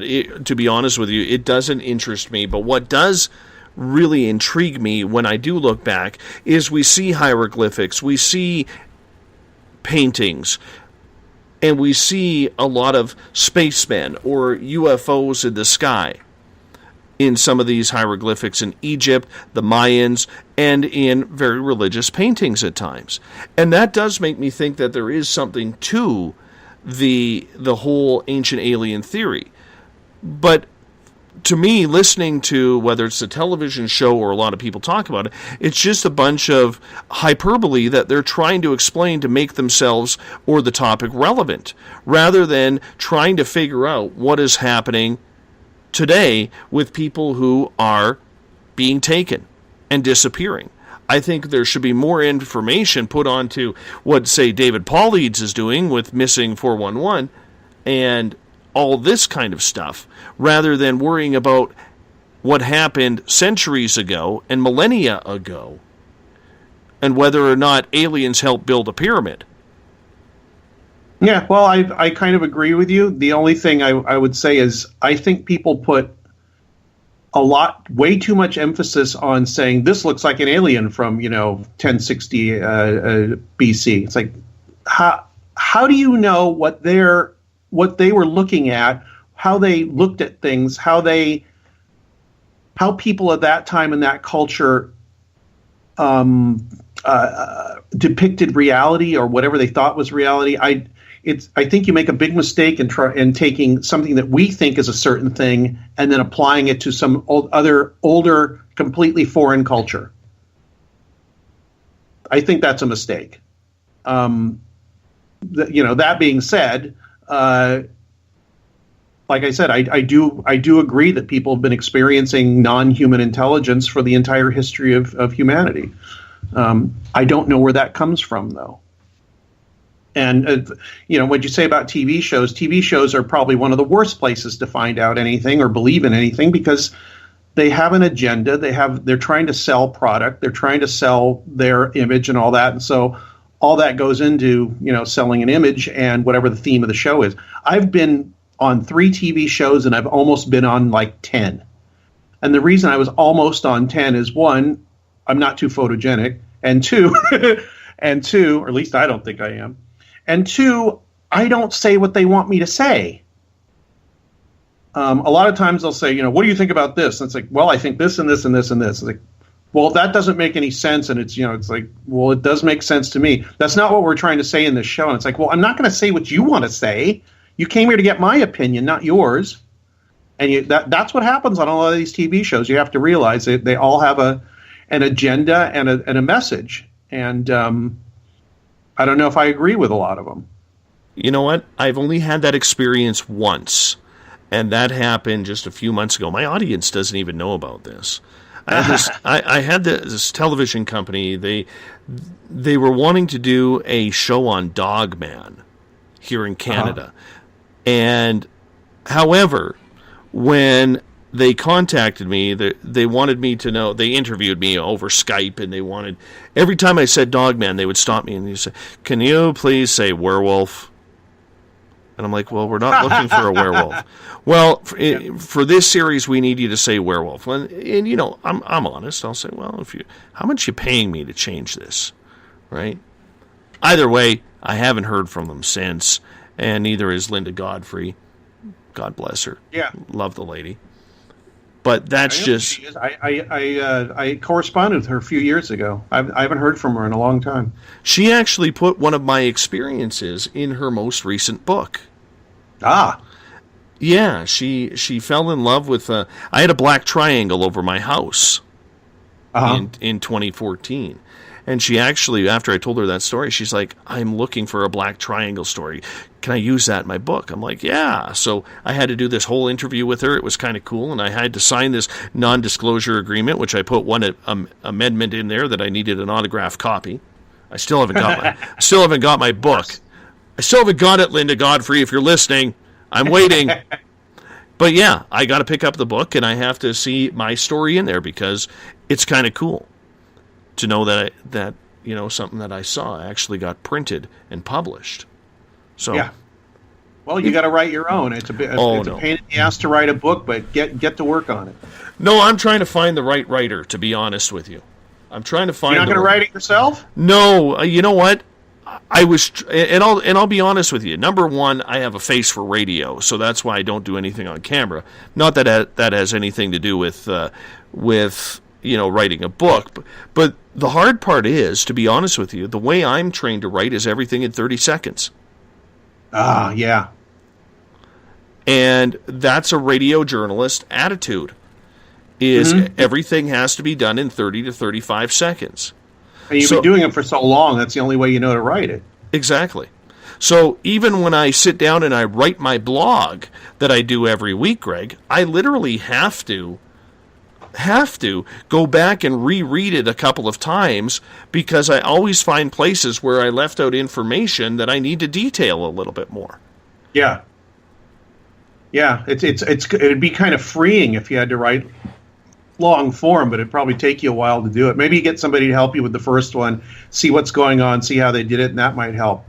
I just realized that I have a good story about how weird something might be, and you know, something that really makes a lot of sense to me, even though it makes no sense. And I'll try and shorten it up. And it's about crop circles. Do you want to hear it? Absolutely, fire away. I was assigned to do a crop circle talk for the East Coast Paraconference in Nova Scotia last year. I am not specifically a crop circle researcher, although I'm very interested in it. I've been interested in it for a long time. I started doing some research, talking to people, getting the talk together, and I realized that my previous belief that maybe some are unexplained turned into almost none. And the reason that was because I talked to people that made them. And the people that made them not only told me how they made them, they also showed me videos of themselves making them. And I thought, you know, how do you do such an elaborate... They make big, elaborate crop circles in the middle of the night. Sometimes it takes them 2 nights. The weird thing about this is that right before I was going to do my talk, a friend wrote to me and he said, you know, he lives in southern England, not in the crop circle area in, I can't remember what the district is called. That's where Stonehenge is. He said that he went... all his life he's thought, I really want to see a crop circle. And he's never been able to do it, or he just didn't have the time to go out and visit one or whatever. And he lives in England. And, you know, it's not a small country. You know, there's distances to drive. He woke up one day last year near the middle of the summer, I guess July, and there's a site that tells you when crop circles have appeared. That they'll say, oh, this crop circle has just appeared, and you know, within hours it'll tell you on the site. And he realized it was basically a 10-minute walk from his house, where there normally weren't crop circles. So he went over there to look at it. He walked over there. He had to walk for 10 minutes. It's like out in the country in England. He went down these narrow little paths, got to this field. He looked at his GPS on his phone, and he found it.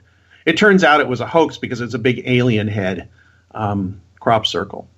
Not a hoax, but, somebody made the circle. It's very obvious. And it was done very neatly. He went out and sat in it, and then he started to leave. When he got to and this is absolutely a man-made crop circle made by people stomping on on crops. He gets to the edge of the property to leave. There's a big fence there, like a big fence that swings open so tractors can go through. And still there? Oh yeah, listening intently. Okay.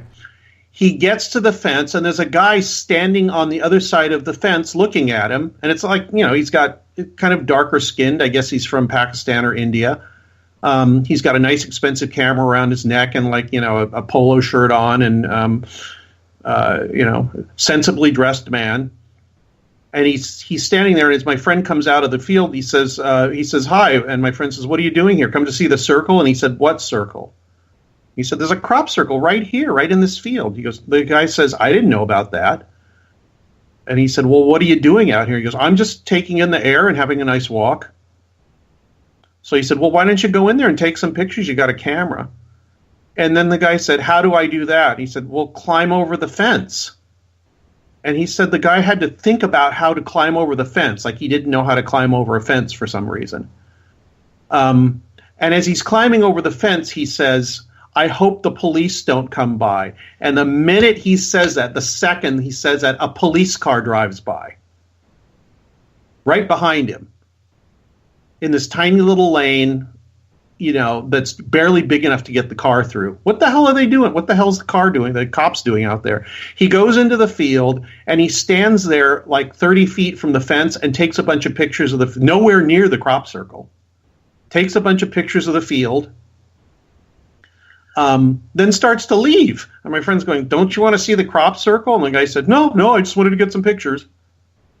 As soon as they get outside the fence, the guy starts asking him questions about, do you think there's other life in the universe? And they're walking along talking about this. And he said they get to a leaf that's hanging off a tree, like from a spider web. Right. It's just kind of hanging there, twisting in the breeze, something you see all the time. The guy stops dead in his tracks and says, what is that? And my friend said, it's a leaf. It's hanging from a spider web. And he said the guy walked around it looking at it from like 5 feet away, like he was really scared of it. And then they continued walking. And then they got to a certain point, and he asked him where he lived, and he said, this place is like 20 miles away. And he goes, how'd you get here? He goes, oh, I just walked here. 20 miles in July? So finally, they say their goodbyes, and he said he walked off. He didn't even walk down the road. He just walked off into a little stand of trees out in the forest there. He said, I was half expecting him to disappear in midair before, dematerialize before he walked away. But all this happened at a place where there was a crop circle that was obviously made by people. So what was going on? Who was that guy? What was he doing there? Why did the police car get there right when he said, I hope the cops don't come? I don't think this was all set up for his benefit. I mean, in a normal way. So that's the kind of stuff that really interests me and makes me go, what the hell is going on? The stuff that doesn't make any sense at all. Because I think there's some clues about the subject in those high strangeness aspects. So that's just an illustration of something that really interests me and why it interests me. There is a real human factor to all of this, and gentlemen like that. There's also people out there at times who have been able to, lack of a better term, summon UFOs or experiences. Mm-hmm. Do you believe then that certain people have that ability to do that? Yeah, I think they do. I don't know what they're summoning. I'm not going to put I'm not going to say they're able to talk to the aliens. I think they're able to cause something to happen through the force of their will, and I don't know how they do that. That's another aspect of the cross circle thing. I talk to people that make them, and you think, oh, no, they're just hoaxing people and making people look stupid. It's like, no, they consider it artwork, and on top of that, they say that the weird things have happened, like they've seen orbs flying around, they've seen Mothman-type creatures, they've heard like werewolf or dogman-type things making noises, something that doesn't live in the countryside in England. They've had flashes of light in front of their faces that nobody else can see except the person that sees it. And these are people that are admittedly making these circles. What is going on? I think it's a lot deeper than aliens from other planets or, the government using microwaves or whatever. There's something very deep in the human experience that's been there forever that is being called up by people doing these things, including people that say they can call down, UFOs or what we consider UFOs or, orbs of light or whatever. I can tell you this. I never considered myself a summoner, but I can tell you this. Almost every time I wanted to go outside and see a UFO, my wife and I saw one. Out of all the UFOs that I have seen, I would say most of them I knew it was going to happen. I don't know how I knew. I don't know why I knew. The night, in the story that was in Linda Godfrey's latest book, I had literally a few hours before that, I called up my buddy. We're talking to like 2, 3 in the afternoon. I said, hey, what are you and your wife doing tonight? He goes, nothing. I said, it's a nice spring night. Why don't you guys come over? I have a little fire pit on my patio. We'll have a little fire. We'll crack open some beers and we'll see some UFOs tonight. Yeah, sounds good. Yeah. 20 minutes later, there's a rod flying across the sky. Well, that's kind of cool. His wife is freaking out because she was brought up Catholic, and you know how they get around the whole UFO demon thing. Mm-hmm. And then 20 minutes after that, that's where the triangle appeared above our house. I got to come visit. Yeah. I'm still waiting for that to happen. I want some, I've been out on sky watches and all that, and I don't know, maybe it's just me, but people's like, what is that? Look, and it's like, that's an airplane. And they're like, well, how do you know? It's like, I'm a pilot. It's a red light and a green light and a flashing red light. That's a plane. And I don't know if I'm screwing everything up by saying those things. Maybe I am. Maybe I'm screwing with the whatever is maybe I'm messing up the signal. So yeah, if I ever come and visit, or the next time something's going on like that, I'm just going to shut up and believe along with everybody and see what happens. Mm-hmm. I fully agree.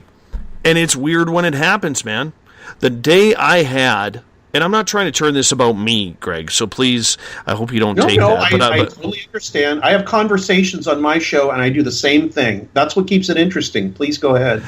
The day the evening that I had my landing, well, not my landing, whoever they were, their landing, happened in front of me. I thought I was getting a migraine. Until 30 minutes later, I thought it was shapes. I realized that it was shapes pulsating in my head. And then I got hit with an anxiety attack that I needed to go outside at my friend's house in the backwoods of our town. And next thing I know, I say, hey, you called us outside. Where are you? And the entire forest lit up on my command. Happened 3 times. And to this day, I'd been there. I was there, man, and I could tell you this. It's one of the greatest mysteries of my life that, if I'm a firm believer in God, man, and that's one of the questions I'm going to be asking him. I'm going to say, what the hell was that? What kind of game were you playing with me there? Because next time, I'll go. And it's funny, I had this conversation on a radio show because I was a guest on a radio show earlier today.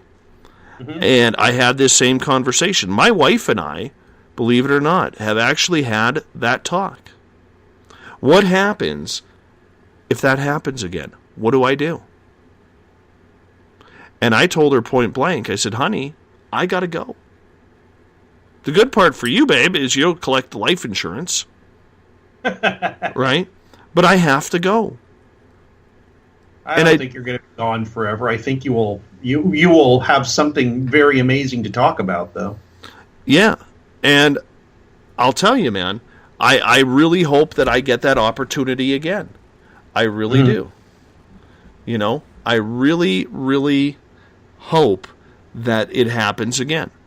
And if it doesn't happen again, I'm going to be left with a life of wondering, however long, whether I got 10 years, 20 years, or another 50 years. I'm going to be stuck wondering what happened that day. Or when I came face to face with a lady named Samantha Mowat 20 minutes after I met her and found out she was an ET, lifelong ET contactee, and 20 minutes after I meet her, I'm face to face with an extraterrestrial at 2:00 in the afternoon. Well, were you by yourself? No, with her. Oh. Right? Broad daylight, absolutely unequal. Did you touch this thing? I was too busy, I almost said the word, crapping my pants. Yeah, I know. Right? Literally, I would be too. But here's the thing, Greg, when you have that close encounter experience, and you sit there and you think, and people are always like, well, why didn't you pull out your iPhone? Why didn't you take pictures? Why didn't you run up to it? Because when you were standing that close, and I was 200 feet away from this being who was 10 to 12 feet tall, and when you are standing that close to something that isn't supposed to exist, the last thing on your mind is, I got to get a picture of this. Exactly. Yes, exactly. I've talked to people. I told you. Well, I know you have. But there's always that... You're just so stunned. You're just like, yeah. Blah, blah, blah. You're not, how can I document this so other people can see? You're just like, I got to take all this in before it's not happening anymore, because I don't think it's happening. Exactly. And I'll throw another wrench into that situation with you, my friend. Okay. There were two beings there. I couldn't keep my eyes off the tall guy. There was another being there about 5 to 6 feet tall. He was like a gray, except he was tan in color. And Samantha had recognized him. And her and him started talking telepathically.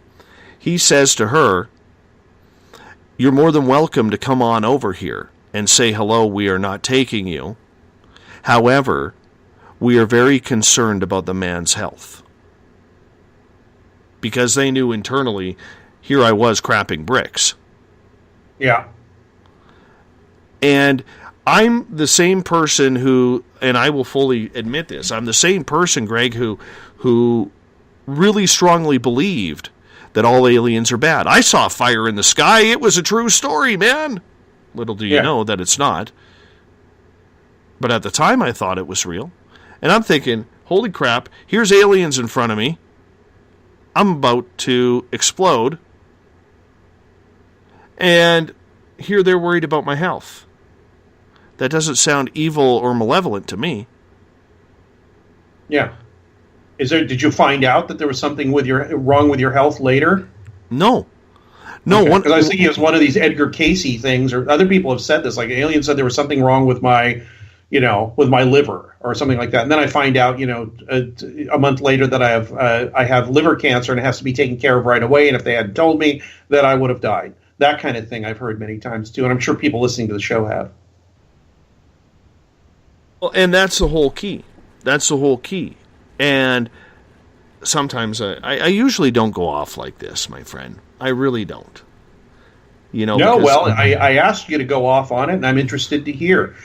People don't, people, they hear me talking, they think I'm just going to, I'm just debunking horrible. It's like, no, I'm interested in everything. I'm just not interested when people, one, are fanatical about it, or two, trying to shove it down my throat, or three, they're just, bat crap crazy. But I'm very interested when people say, this weird thing happened to me, and I cannot explain it, and I don't know what's going on. That I like to hear, because I want them to, there's answers in their questions, or at least some understanding in their questions, at least for me. And the same thing, talking therapy. If somebody talks to you about something enough and examines the thing enough, they get insights sometimes. So that's interesting to me. And that people come up to me at conventions, they just tell me their story. They come up and they go, could you sign a book for me? Oh, by the way, here's this thing that happened to me. And I listen to them, and 9 times out of 10, they say thank you and walk away. They don't ask me what happened. They don't ask me to explain it. They don't ask me to validate it. Just want to tell somebody that's not going to laugh at them or say something, sarcastic or whatever. Because I don't. I want them to be able to tell me what they think happened to them, and maybe that just by saying something, it helps. So if you were in my situation next time, would you go? Yeah, I'd walk over there. I'm an idiot. Yeah, I can. I've been out we went out looking at this lava tube one time out in the desert. I was with Dave Childress and a couple other people from Adventures Unlimited. I guess he's on Ancient Aliens a lot now. Anyway, we were out there and we were saying, I wonder if there's another entrance or another lava tube we can look at. And I go running up this big thing up to the top of this hill, and everybody's like, "Where are you going?" I really wanted to see what was at the top of that hill. I could have twisted my ankle or fallen down a mountain or whatever, but I really wanted to see. So that's when and that's happened to me more than once. Like, who's going to go in that hole, that cave, and see what's going on? Give me a flashlight. I'll go look. It's really stupid of me, I guess. But when you ask me that question, I look at my past performance. I think I'd go. I think. I haven't been in that situation. I don't know what I'd actually do, but I think I'd go. I'm definitely going. And like I said, my wife and I have already had that conversation. And if it were to happen again... Oh, she's an experiencer herself. Oh, okay. So that you've got an understanding. So yes. that you don't have to... You've got all the preliminaries taken care of. I see. Yeah. So, I mean, the only thing is, I guess saying it on record, because this show will be recorded and last forever, that, if I don't come back... She's going to have one hell of a time getting my life insurance policy, trying to explain this one. But to be honest with you, I think it's at that time. You'll come back, don't worry. Well, I'm pretty sure I will too. As long as it's not too long. I honestly hope that if I do get that opportunity again, and I do walk up and they say, "Hey, you want to come for a ride?" and I say yes, I just hope that they let me remember it. Yeah. That's all I want. I just take it want out to of their hands and just say, "Look, I'm going to remember this." Just say it to yourself. Don't. We could do that. And on that note, we're going to hop out for our final break of the night. Greg Bishop is our guest, talking UFOs, aliens, and more coming up right after this. Remember, head to our website, check out patreon.com, spaceoutradio.com, where you can learn, where you can support the mighty SOR and read up on the SOR encounter online. Everett and Eric are putting some good stories there. We'll talk to you right after this break. The SOR Sightlines is a place for you to find answers to your strange experiences. Hi there, this is Mike Schmidt.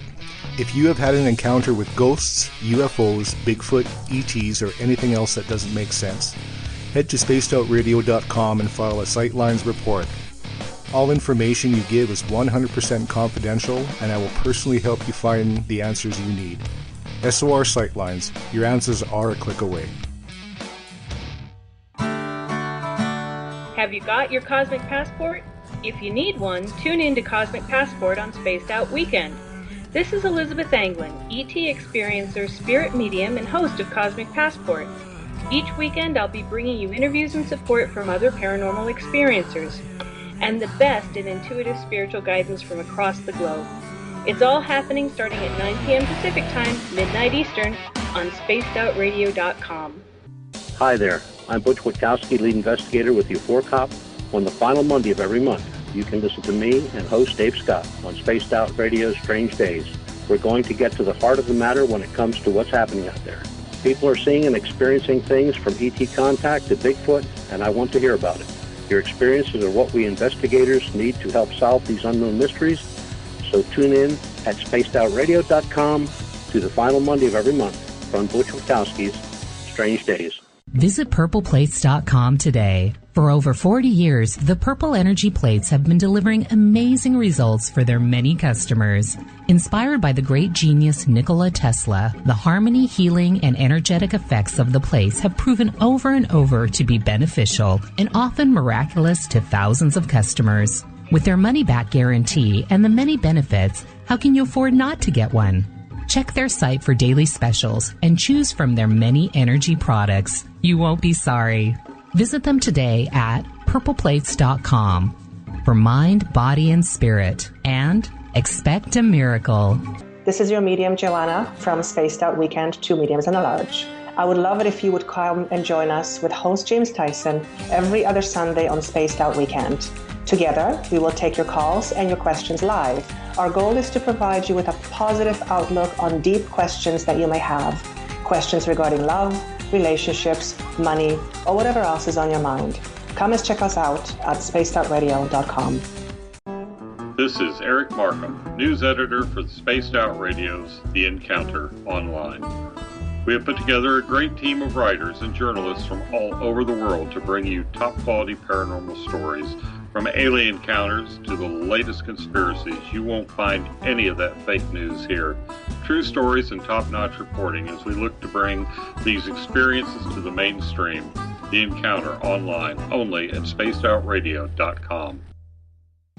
Patrolling the Pacific Northwest, we are always on the lookout for the strange and unassuming stories that real people are experiencing. Hi, I'm Vincent Zunza from Pacific North Weird. Me and Alexandra Sullivan have teamed to bring to you those odd stories that never seem to make it into the mainstream. Stories so weird that will leave you scratching your head wondering, is this real? It's as real as it gets with Pacific North Weird. You can watch our videos right here at spacedoutradio.com. Become more intimate and interactive with Spaced Out Radio. Join our Space Travelers Club with your new membership. For $5 a month, we'll provide you with special access to the website, monthly prize draws from books to psychic readings, along with monthly newsletter, private interviews, and more. Sign up today to be part of Spaced Out Radio's experience. Looking for a place to advertise at a very reasonable cost? Look no further than Spaced Out Radio. SpacedOutRadio.com has an advertising tab that you can click to check out our daily, weekly, and monthly packages to play on the radio, or our website including social media. From commercial spots to banners, we have it all. Check out our competitive pricing today. Don't have time to listen to Spaced Out Radio live? Wherever you are, the car, the office, the shower, or even if you're traveling, we're right here for you. Each Spaced Out Radio show can be found on iTunes, TuneIn, and on our YouTube channel, Spaced Out Radio Show. It's the perfect way for you to catch up on our shows. For more information, just head over to our website, spacedoutradio.com, and tune in to us today.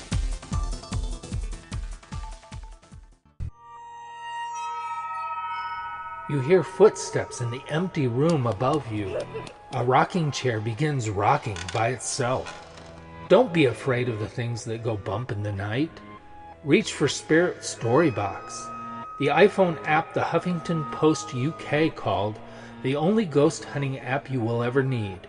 Spirit Storybox. The spirits are telling their stories. Are you listening?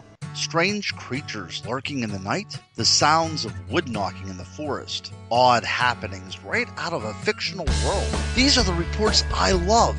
Hi there, this is author Ronald Murphy, and I would love it if you join me and Spaced Out Radio host Dave Scott the second Wednesday of every month on our journey into the unknown land of cryptozoology at spacedoutradio.com. From Mothman to Frogman and everything in between. Hey, they don't call me the crypto guru for nothing. Did you know that Spaced Out Radio runs 7 days a week? Hi, it's James Tyson from Spaced Out Weekend. Every Saturday and Sunday night, starting at 9 p.m. Pacific, midnight Eastern, you can join me and my guests for some great chatter about what's going on out in the universe, or even in that dark part of the basement you really don't want to go back into. Well, let's find the answers to your experiences together. So come on up to Uncle Jimbo's cabin on the weekend. For more information, look us up at spacedoutradio.com.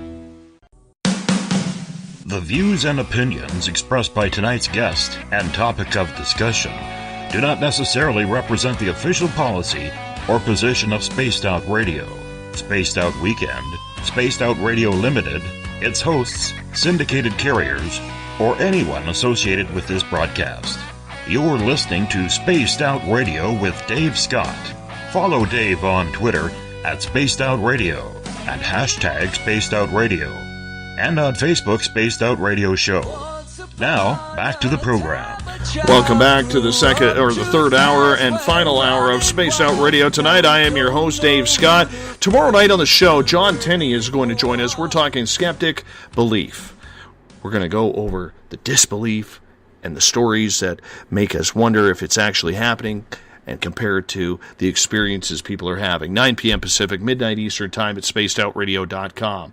We want to welcome in our terrestrial stations, WQEE 99, Rock the Key down in Noonan, Georgia. Good to have you with us. We are also live in New Orleans on 107.7 FM, the United Public Radio Network, in over 160 countries around the world. Love being live in Las Vegas on Renegade Talk Radio, as well as we are on Revolution Radio. The Double R Machine is a donation station financed by you, the valued listener. Head on over to freedomslips.com and donate today. Bill Cardwell has set the password for tonight in the SOR Space Travelers Club. Zenzi Zenik. Zenzi Zenik is your password. Make sure you use it wisely, Space Travelers, because you don't want to be caught without it. If you want to follow us on social media, you can do so on Twitter at Spaced Out Radio. Use the hashtag Spaced Out Radio as well. If you want to chat with me or comment during the show live, I am right aware of what is going on. It's right in front of me. Give our Facebook page a like, Spaced Out Radio Show. Tune us in on TuneIn. Download this show and others on iTunes. We're also on RadioGuide.fm, TalkStream Live, and on Stitcher. Our website is spacedoutradio.com, where we have a plethora of features for you, including joining the SOR Space Travelers Club for $5 a month. Read up on the Encounter Online, our brand new news section, and you can go to patreon.com if you want to check out what we are doing there. We got some really cool swag to give away if you want to become one of our patrons for as low as $1 a month. Check it out today, patreon.com. Tonight we're talking everything revolving around UFOs, government, disinformation, and experiences. Greg Bishop is our guest tonight. Greg, welcome back. Hello. I changed rooms here. I hope it's still coming in fine. Oh, you're sounding beautiful. You are sounding beautiful. Absolutely. Great, yeah. The investment in this interview microphone was worth it. Very nice, very nice. You know, the Blue Series of microphones will always do that. Yeah. It's everybody says it makes me sound bassy. Lot of low end in the Yeti mic, which I guess makes sense, right? Absolutely. But the main thing is we got you back for the final hour, and this is going to be just as fast as the first two have been. I can pretty much guarantee that. Right before the break, we were talking about experiences, and there's a couple questions that come along here. And Bob is asking, Dave, what if the aliens return you to the wrong place in time and history, the past, the distant future, or the wrong planet? If they do, I'm grabbing... or before I go, I'm going to make sure I get a sports almanac. So that way I can be rich by the time I get back to where I need to be. I am definitely doing that.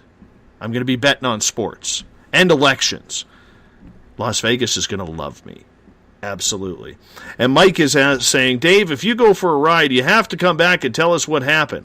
Well, that would be the point. I'm hoping to come back, but we will see if it happens. Let's see if it happens. We were talking about if you would go or not, Greg. In all the people that you have talked to, are there any stories that absolutely stick out for you that you think there is no way this can't be real? No, because of my agnostic stance, I don't know if any of this stuff is real. But I'm interested in just about all of it. You know, for instance, you just told me what happened to you. What am I going to tell you? You didn't see what you saw? I can't do that. It's not my experience. So I'm interested in what your impressions were and what your memories were and how it affected you emotionally in your life. So in that sense, there, you know, just about every story is interesting. There's like extremely weird ones that I've read about. I was just at the International UFO Congress, and I was at one of those parties in people's rooms where you get to hear some cool stuff.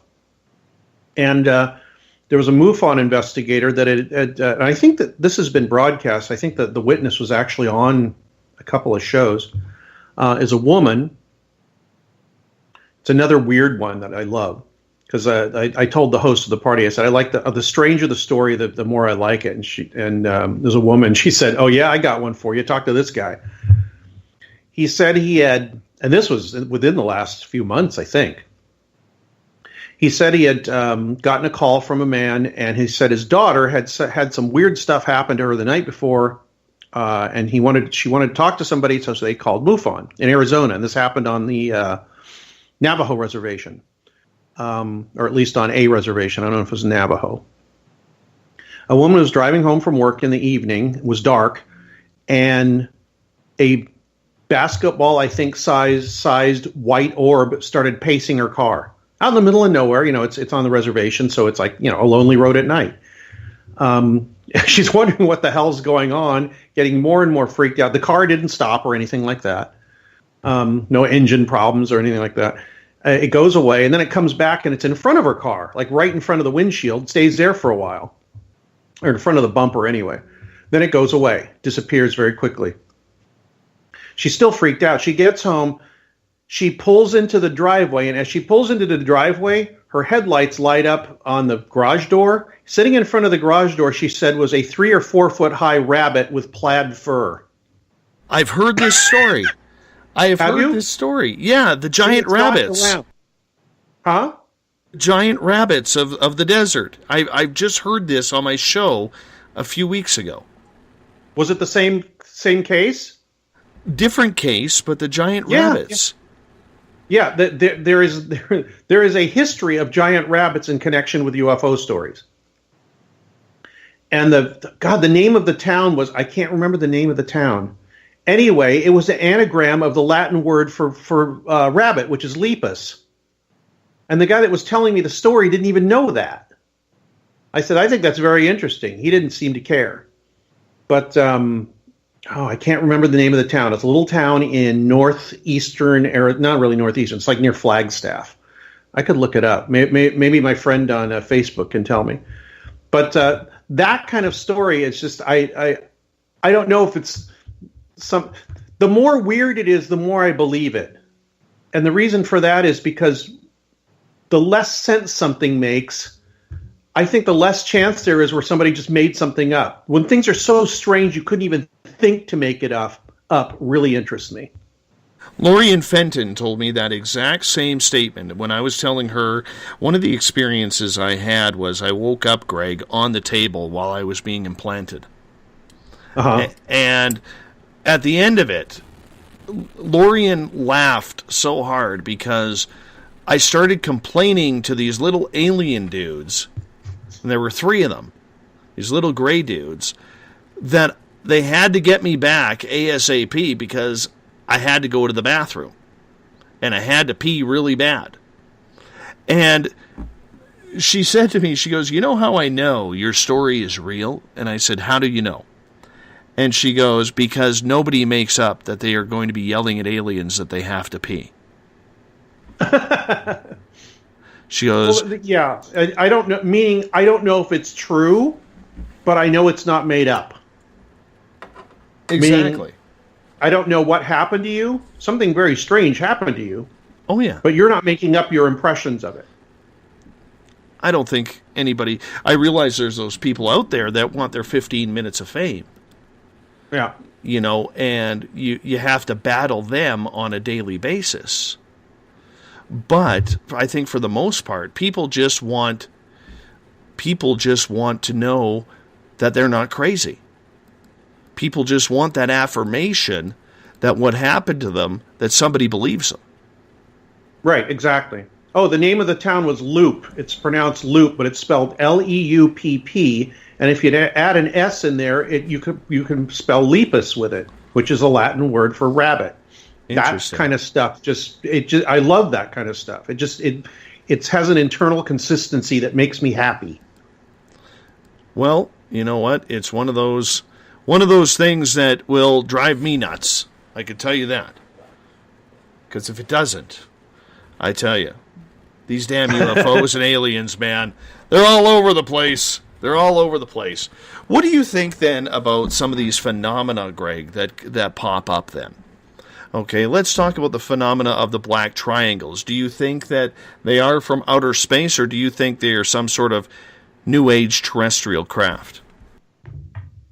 I think at least some, or maybe a lot of them, are terrestrial military craft. That goes out the window when people say that it disappeared in half a second. Because a lot of the ones that just came over really slowly, it left really slowly. It's like, well, that sounds like a lighter-than aircraft, and those things exist. Giant boomerang-shaped lighter-than aircraft with lights on them. Those exist. You can find pictures of them online. It doesn't mean every time somebody sees a black triangle or boomerang-shaped thing that it's one of those lighter-than aircraft.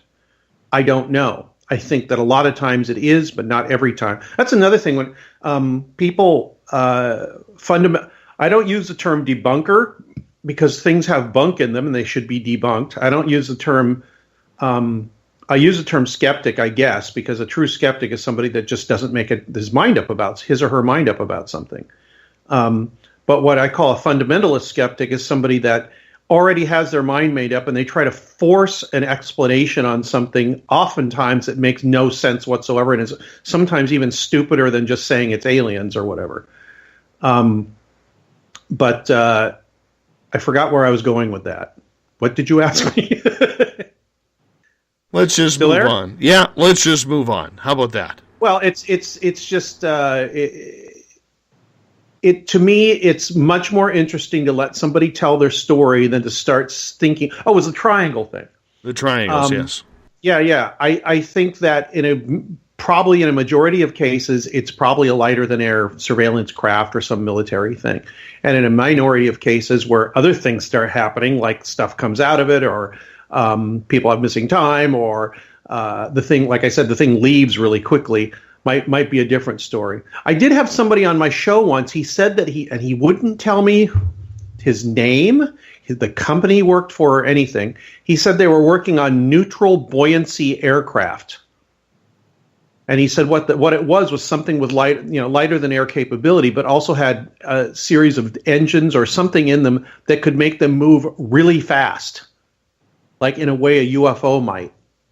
And I don't know. I've never seen anything else about it. I like to find out more about it. But if somebody was testing something like that, I think they would be pretty happy to have everybody think that it was aliens from another planet they had seen, and not some extremely strange aircraft that could do things that UFOs do, or seeming do things that some UFOs can do. So, I leave the door open for lots of things. Do you think then that the majority of craft people are seeing up in the skies then are man-made? I have no idea.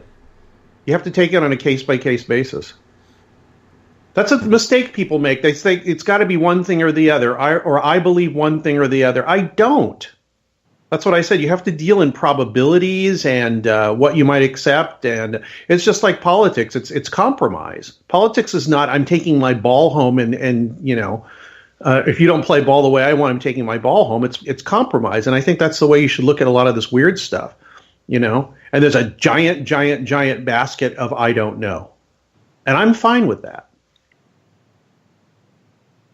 I'm not.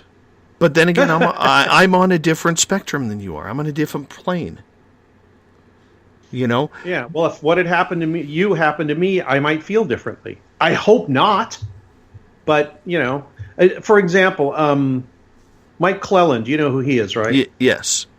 Yeah. He wrote the book about UFOs and abductions and owls. Yes. That's how he's known as the owl guy. Anyway, I don't know what's happened to him. It hasn't happened to me. I don't know what the experience was. But he does his darndest to be agnostic about it. He says, look, something's happening to me. Something that's not me is affecting me. Something that seems to be intelligent is affecting me. But he's not making any judgment calls about what that might be. He makes a bunch of different judgment calls, but he doesn't stick to any of them. And that to me is amazing and brave. Mm-hmm. And that's the hard part. I know even with my own experiences, I try and stay down the middle. I want to know the actual answer. I'm not sitting here. I can only go by what I have seen and what I've experienced, which has changed my beliefs a hell of a lot compared to what they were at one time. Couldn't help but have that happen. No, you can't. But the big thing is you still have to try and I don't want to use the word skeptical. I think that's sometimes not the right term that should be used. But you still want to have some sort of, well, lack of a better term, sanity to your answers. Yeah. You know, and that's what it comes down to, is when we have people who have these experiences, they immediately want to delve into absolutely everything. Was this a spiritual bowel movement? Was it something along the lines of a horror movie gone absolutely awry? You know, because everybody's experience is different. Then you have the people who, you know, like I said earlier, they want so bad to have that experience that they don't care what happens. And in the end, it still doesn't fully explain what's going on or why this is being caused. And if you don't have that question in your mind, I don't think we're ever going to be able to solve the absolute mystery. Mm-hmm. What question? I'm sorry. Repeat the question in your mind. On how to figure out what is going on. Uh-huh. You know, like I want to know. Like I said in my interview today, Greg, that I did earlier today, that if I ever found out that the Canadian government knew about these abductions going on and this contact going on, I'd probably file a lawsuit. Why? Because you figure it was there that if they hadn't told you about this, you wouldn't be in the existential pickle you're in. Absolutely. Okay, I understand. Absolutely, and you think about it: the extraterrestrials, good or bad, if they're taking us, it's kidnapping. Yeah. Okay, it's against my will because I didn't ask for this, and if I found out that my government, or if many American people found out their government knew, which is a high possibility, if you go put the conspiratorial tinfoil hat back on, this opens up a whole new ballgame. Because there's a lot of things that could crack open a Pandora's box, getting back to the whole disclosure movement. Yeah. Yeah. Well, I still think the disclosure is ignorance. But yeah, like I say, from what you're saying, ignorance is no excuse. We know what's going on. There's nothing we can do about it. Mm-hmm. You know, if there's nothing they can do about it, it still doesn't make any sense that you're not saying anything about it. Well, it makes sense. It's just not ethically right. Correct. Is there a way though to bring those ethics to this whole genre, especially with the experiences and how different they are people are having? I don't know. In fact, it might be ethical just not to say anything about it because maybe they're on the same wavelength as me. As soon as you make a decision about what it is, that becomes what it is. There's a Whitley Strieber story I keep bringing up all the time, which is a few years ago, I don't know, maybe 20 years ago, he said or wrote something, which somebody will probably tell me where it came from, that what the government was trying to cover up in the 1950s, 60s, and maybe up to now is belief in something that gains power if you have belief in it, if you know what I mean. So the cover-up was the only way we can fight this is keeping people from paying attention and believing in it, because if you pay attention and believe in it, it gains power over us. And that's out of a lot of scenarios, that's one of the more likely ones to me if you want to get conspiratorial. So where do we go from here? What are we to learn as modest everyday people who are having these experiences? Who do we go to try and get some enlightenment of what's going on if you can't trust the media, you can't trust the government, and a lot of researchers are out there saying we need to look your story is important, but we need to look beyond that. How do we cure people's fears? I don't know. The closest I can come to that is support groups where you get to talk to each other, without somebody saying we're a UFO abduction support group for victims of alien abductions. I think that's the wrong tack to go on. But the probably a better tack to go on is we've all had this weird experience. What can what was it like for me? What was it like for you? Let's talk about it and try and be open-minded about as much as possible, because it's such a disturbing and destabilizing thing. But I think most of the power and the answers are going to come from people that have experienced the weird thing, sharing that with each other and seeing what they can come up with, not looking for a big brother to give them an answer. Because, like I said, that's like the disclosure movement. I'm asking for an answer from a source that I don't trust. That sounds completely insane to me. And if you don't give me the answer that I'm expecting you to give me, it means you're covering it up. I think that's another problem with the disclosure. So I think we should be our own disclosure, however unorganized and silly and pie in the sky that sounds. That's my gut feeling. Do you believe then that the government is covering up any technology that could be alien-based? I don't know. Possibly. I have no objective proof of such a thing. So I have to leave it in the maybe, and I'm going to stay interested and keep my ears and eyes open box. If that makes any sense. I mean, I can't make an assumption about something that I have no way of proving to myself other than with rumor and leaks and belief systems. So I think I'm trying to be an actual true skeptical person, where you don't make a decision on something until you've got so many facts in your in the basket. You can't really, you get to the point where it's like, okay, I've reached the point of, what's the word, reasonable doubt. I don't have a reasonable doubt about it anymore. And as far as the UFO thing is, I haven't reached a point of reasonable doubt with almost anything, except for some of the things I've said on this show already, like crop circles and that things really are happening to people, and that I think my method of trying to figure out what's going on might bear fruit if people use it, and I use it, which I am. So yeah, I'm not sure about almost anything, but I'm very interested. Like I said, complete interest in total agnosticism. So let me ask you this then: out of this entire phenomena, what do you believe, or what do you think? Let me ask you this: phrase it this way. What do you believe is plausible?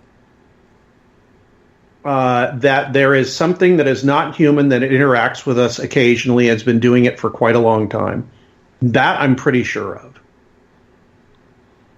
Like my reasonable doubt has been satisfied as far as that idea is concerned. There is something that isn't human, and it does interact with people, and it is intelligent, or appears to be, and maybe even self-aware. Other than that, I don't make any assumptions. Do you buy into the theory that as many people who say they are being taken truly are?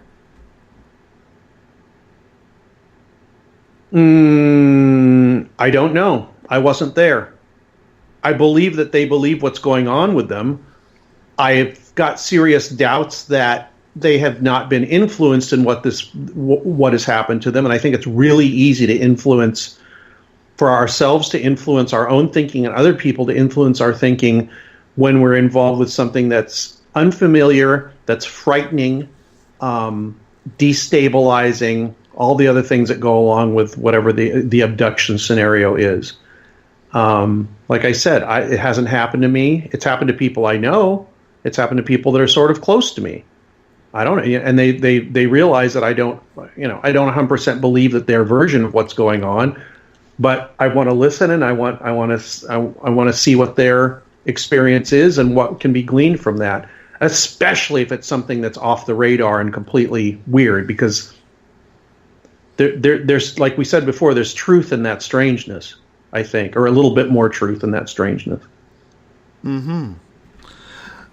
What about the idea that, yes, you believe that people are having some sort of experience, but do you buy into the idea that maybe, just maybe, they are chosen to have this done? there's a lot of people out there who believe anything to do with abductions comes from some spiritual or higher self or higher conscious level. Or is that just way too far out there for you? No, but I'm trying to, I think it may be, like I said, this hasn't happened to me, so this is just my opinion, but I think it's less chosen and more open, you know what I mean? Where your tuning is going to tune in this stuff a lot easier than other people, so you're open to having that. You've got the door open in your consciousness for this kind of thing to happen to you. And so it does. If that means being chosen, I don't know. If from your point of view, it seems like you've been chosen by something outside of you, well, so be it.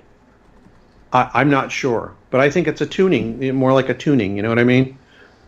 Open to it, ready for it, whether you're consciously aware of it or not, and whatever it is comes through that door. Or you open that door and step out of it into whatever might happen. I don't know, on some level. Does this make any sense? It totally makes sense, but I'm just trying to find the commonality between what you believe, which I shouldn't say you believe, that which you were trying to understand. It is my current feeling, my current thinking. My current thinking is always changing. It changes from year to year and from person to person who I talk to and thing that I read or whatever. It's always changing because I see things that work a little bit better for me. Mm-hmm. Like I said, I might have an abduction experience at some point, and all this theoretical stuff I'm talking about will be meaningless to me at that point. I do not know. I hope not, but I don't know. Mm-hmm. What about the phenomena would make it 100% proof for you? If people could experience it on demand. Man, that would be fun.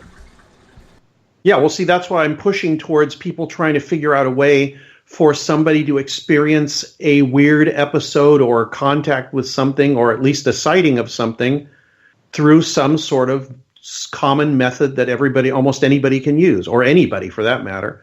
The problem with that is that, people I think it's very much affected by your mindset, your belief system, everything.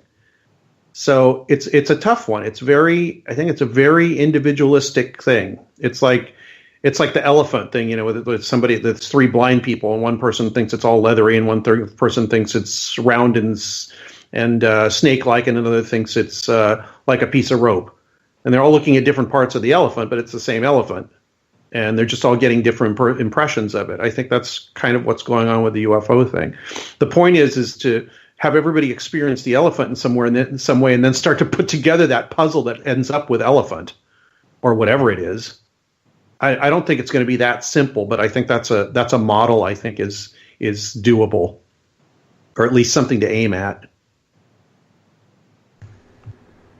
Would you like to see the government tell what they know?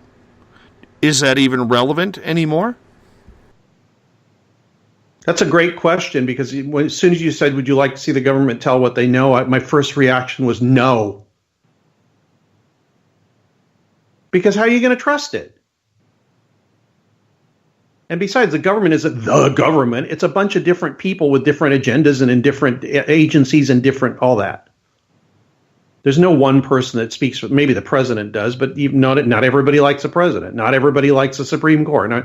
The government does not have a spokesman. So if you hear something from it, it's just one person or one agency or one group's view of what's going on. Whatever they have to back it up, which I don't think there's any pieces of information sitting there that would unequivocally tell us what's going on. And the other thing, like I said about the disclosure movement, is if they don't hear what they want to hear, it's a cover-up, even if it might be the truth. Like Jack Nicholson said in A Few Good Men, you can't handle the truth. But it's not you can't handle it. It's like, I think people, the truth, whatever that might be, is so wrapped up in what people think it might be that there's no way to tell a truth that applies to everybody. I'm sorry if this sounds like a little nebulous and silly and all that, but the subject is so weird that I think we have to think about it weirdly, if that makes sense. Well, a lot of people who will listen to you for the first time, Greg, will say, well, you sound a little fickle on these topics. You sound very, somebody who has been researching a long time, they expect you to have an opinion. And you can't blame them for Well, I'm sorry thinking. then. I think the only intelligent thing to do is to not have a fixed opinion as much as possible. I think that's a problem. People want an answer. Now, if you're talking about a moral thing, like should this person not have killed this person or stolen from them or whatever, those are specific, important questions with very specific answers.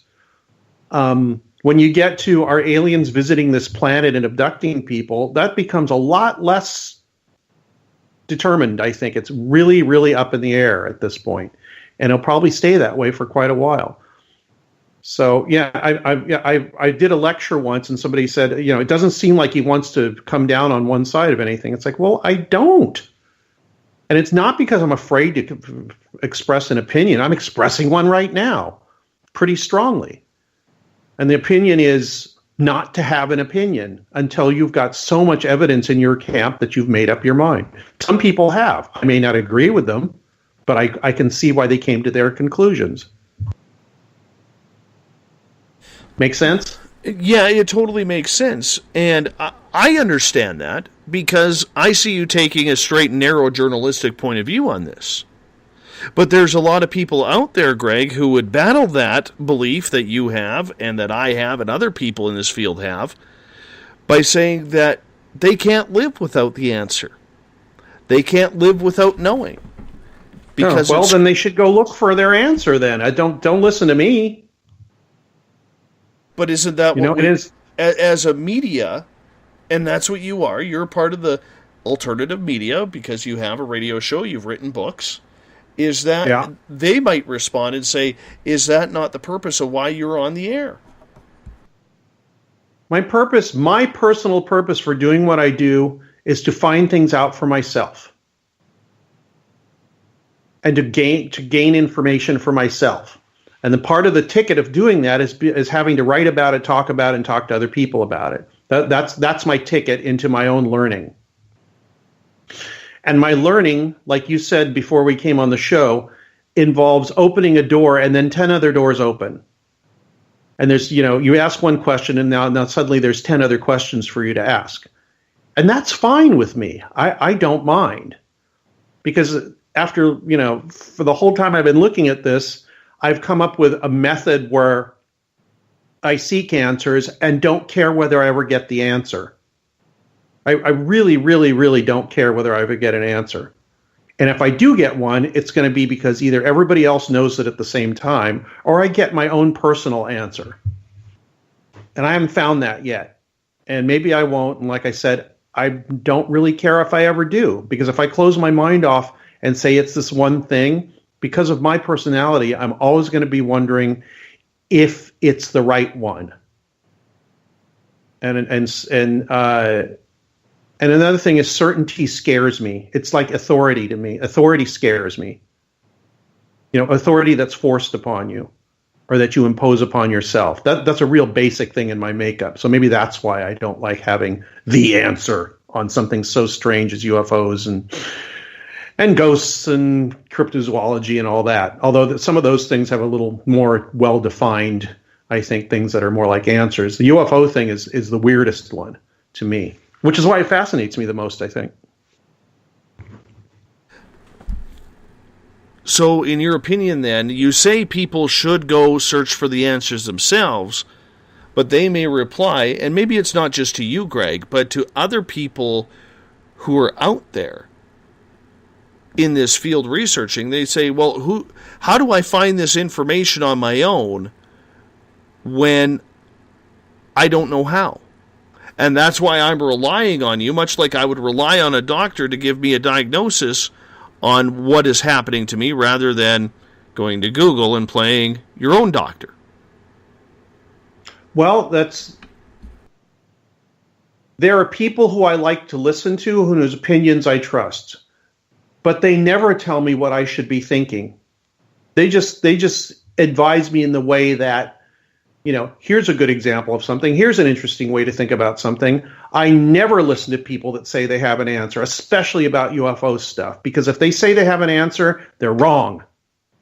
If there's anything I'm sure about in the UFO thing is if somebody says they have an answer for something and they're absolutely right, they're not. Because every time somebody comes up with an answer in the UFO thing and tells you that's what it is, there are 100 people that can tell them why they're wrong, and they've got a good point. So why say you have the answer? And answer is a bad word. Something I wrote about recently too in this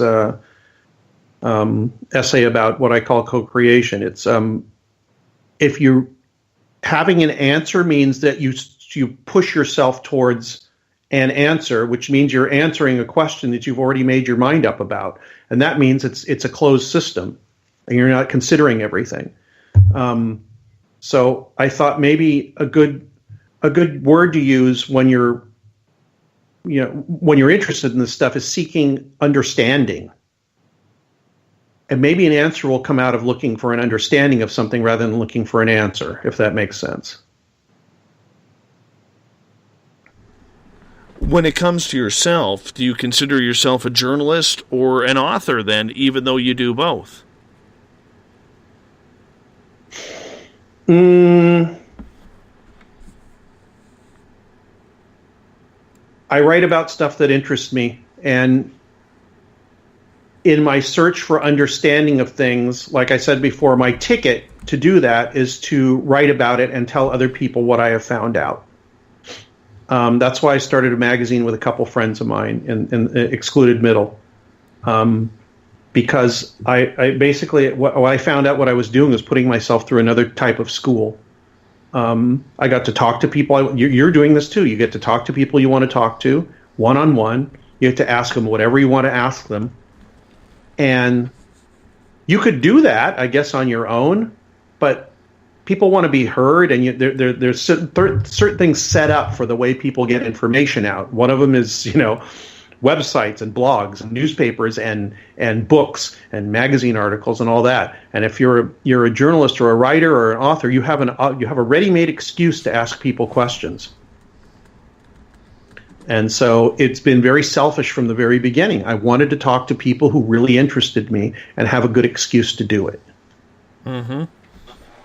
So that's what I'm doing. And if it means I am labeled author or journalist, then that's fine. But I still get to talk to people. I still get to call people up or write to them or whatever. And every once in a while they say, yeah, I'll talk to you. And I can ask them questions that you would, you read somebody's book or you see them on TV or whatever. And you say, what is that person really about? I wonder why they said this. And you get to do that. And it might not even be something that you publish or put out in your thing, but you got to ask them the question. So I think that's why a lot of people have podcasts and stuff now. I mean, probably half of it is for ego because people like having a show.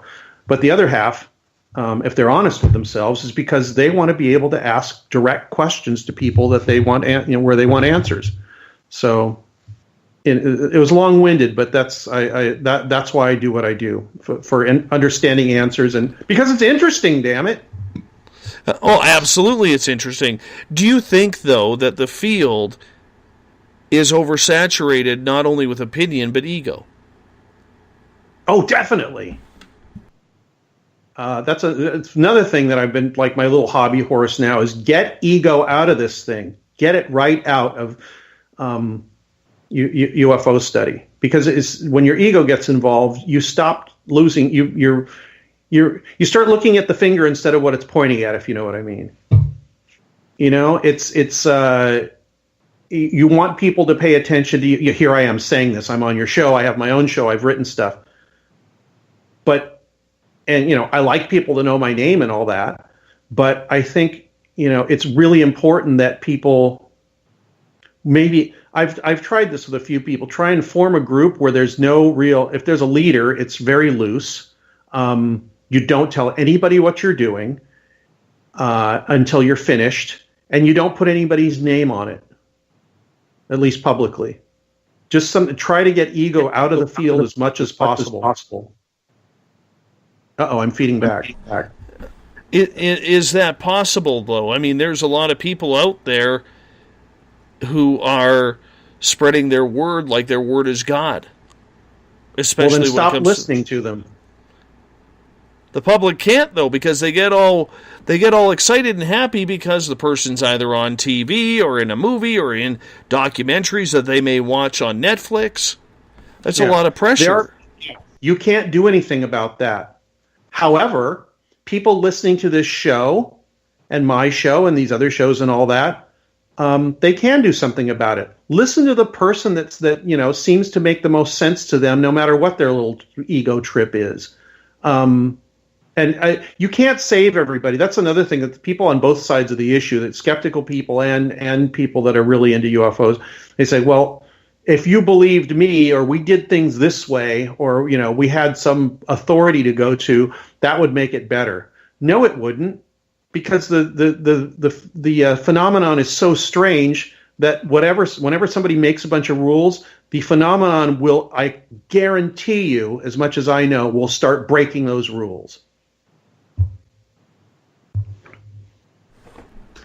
So how do you start to rid the ego from the field then? Because we see it in every aspect, whether it's UFOs, whether it's cryptids, whether it's ghosts. Mm-hmm. One of the things I've been beating the drum on over the last number of weeks here on this program is how many people, especially in the cryptid and ghost world, will make their observations and discuss them and argue them like they are proven scientific fact. And none of those... they're wrong then. If you talk about it as, let's look at this and consider these things rather than proven scientific fact, I'm a lot more likely to listen to you. Maybe that's the thing. It's kind of like, when the Westboro Baptist Church goes out and protests and everybody gets mad. I think it's very, very telling that a couple times they've gone out, they tell everybody when they're coming. You know who I'm talking about, right? Absolutely. Yeah. They go out and tell people when they're coming. A couple times where they were going to do their protests or whatever, the thing, basically they're just going out there to bother people and make them mad. So the only time they've ever been not effective is when nobody shows up. If nobody shows up, they leave. So if you think somebody is in it for the ego, stop listening to them.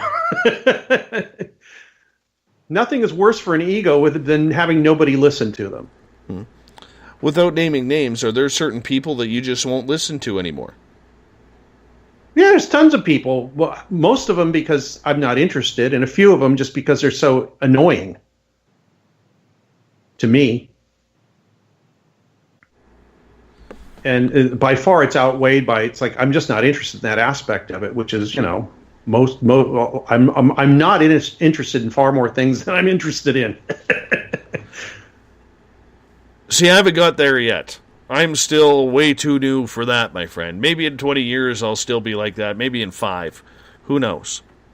Yeah, different people take different time. I used to drive home at night in the 90s after reading Bud Hopkins' book and thinking there was every chance I was going to be abducted on the way home. And as far as I know, it never happened. So after a while, I just got tired of thinking that way, and I moved on to other things. And through a series of, I'm not interested in that anymore, that doesn't bother me, whatever, I've narrowed it down to the question, what causes UFO reports? And I'm very interested. And that, there's so much that stems from that question that's keeping my interest right now. When somebody says, here's a video of a UFO, I could not care less. Because you know what it's going to do? Nothing. Because the people that already believe it will believe it, and the people that don't believe it won't believe it. So what? That's what's been happening since almost the beginning. So, you move into other areas, like I said, like perception, psychology, memory, things like that. How people react to trauma, how people's lives are changed by something that happens for 5 minutes, which is amazing to me. I can't think of anything else that happens for 5 or 10 minutes and your entire life changes, except for an accident. But just something that an experience, Some UFOs do that. Some will say losing the virginity changed and life-altering event, but that's another story. That's one of the very few things that'll do it. But yeah, one of the other ones is having a UFO sighting. That's fascinating to me. This has just been. I do have to thank you, okay? Because very rarely do I find myself not trying to or not being able to come up with a question, because I'm a babbler. I am a total babbler, and you have made me think tonight. I make myself think. I mean, I think more of that should happen, because if more people would think instead of opening their mouth and saying, I think this, or, whatever, the ego thing, then I think we'd be a little bit further along. It's true in any area of life, actually. Right. Do you think then that more people, whether they have had an experience or not, should take the time to read up on this? And if they do, who do they read about? Do they read about the experiences? Do they read about what's causing this? Because there are theories out there. Where do they go? If you had someone sitting right in front of you who said, teach me where I should look, what do you tell them?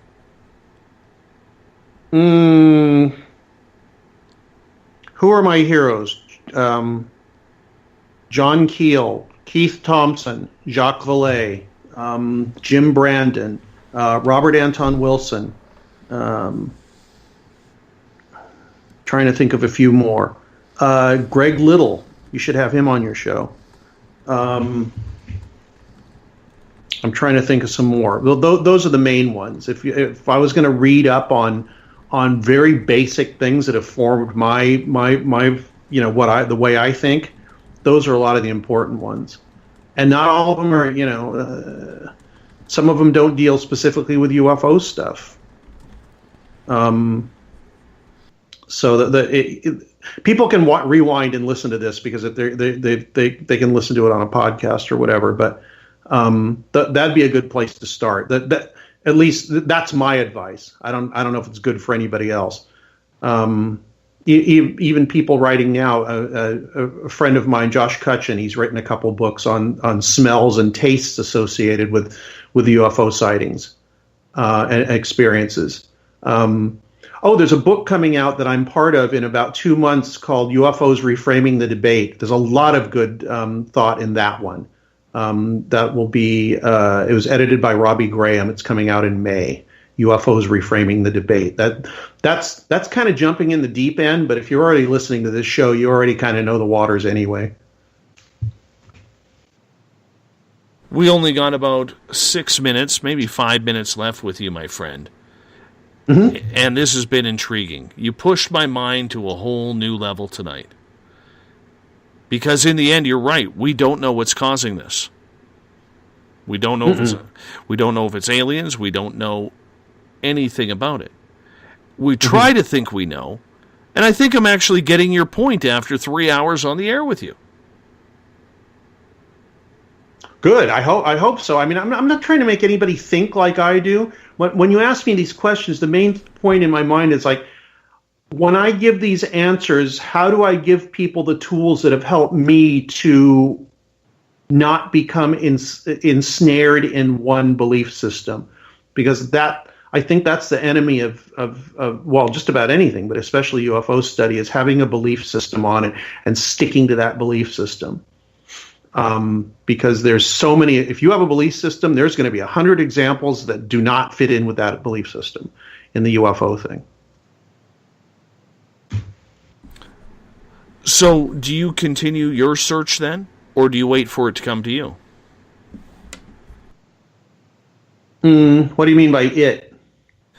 In your studies in this, do you continue to search for the information leading towards solving that riddle of what is causing these sightings, or do you wait for it to come to you? No, you have to be active. You can't just sit there and wait for something. You have to be active. And the way I'm being active is trying to push my thought into areas that I've described to you tonight, all through the talk. That comes from actively engaging myself with the subject. I think you can't just sit there and wait. That does nobody any good. Going out and being active about anything gives you a point of view that you would never have had by just kind of consuming the information. You have to be active with it. You have to be active in your thought. You have to evolve your thoughts. You have to be willing to say that I was wrong or I've changed my mind. And easily be able to say that. I talk very often with people that are hardcore skeptics. I don't like I don't like a lot of things they say, but occasionally they point out stuff to me in my thinking that's wrong or erroneous, or I didn't think about it enough. And that's valuable to me. It's more valuable to me than being scared of somebody who doesn't agree with me. But that's the same thing I said, like running up the hill or into a cave or whatever. I want to find out what's going on. That's just my personality. On a personal note, though, are you putting yourself in situations to have the experience? No, I haven't, and I've got to do that more, especially in light of what people have told me recently, about maybe how to make it happen for yourself. Going out somewhere and like you do, finding somebody that says, "Hey, I can see these things all the time. Why don't you come with me?" I'd like to see them do that for me. I don't know anybody like that right now. Maybe I'll come see you or go up to James, what's his name, Galiland's place up there in Oregon. I've talked to many people. Yeah, exactly. I've talked to many people who have gone there and they've seen some amazing stuff. I haven't. Chris O'Brien, a friend of mine, he takes people out to look for stuff in Sedona near where he lives. He takes them out on watches, and he says about sixth of the time something happens. And it's, unequivocally not a satellite or an airplane or helicopter or anything like that. So it's possible. The thing is, if I did see that for myself, it'd probably make me really excited, but I'm not going to change my opinion. I'll just say, look, that's something very interesting. I don't know what it was, and it wasn't anything conventional. However, I do not know what that thing was. I'm not going to say that was aliens coming from wherever. I don't know that. It was just a light. If something lands in front of me and something walks out, tries to shake my hand, I gotta think about it a little differently. Carry toilet paper, my friend. Carry toilet paper. Personal experience. No, seriously. I will leave you with this. Sunday night, my wife and I have date night. We went over to our friend Corey's house and sat in Corey's hot tub and, just kind of shot the crap a little bit because we're putting on a brand new Paracon, Spaced Out Radio Paracon this year up in the town I'm in. And about 10 minutes before we left, Corey says, "Hey, that looks kind of strange. What's that?" And all night we were counting satellites and seeing if there was any real cool stuff going on in the sky. And there were 3 orbs flying in a triangular formation. And all of a sudden, the front one breaks off and takes off in a southeasterly direction. The other 2 continue on. We lose sight of the one that left the triangle. The other 2 went all the way over to the Big Dipper's handle and connected with another star there to form a triangle. And that's where they sat the rest of the night. I wish I'd seen it.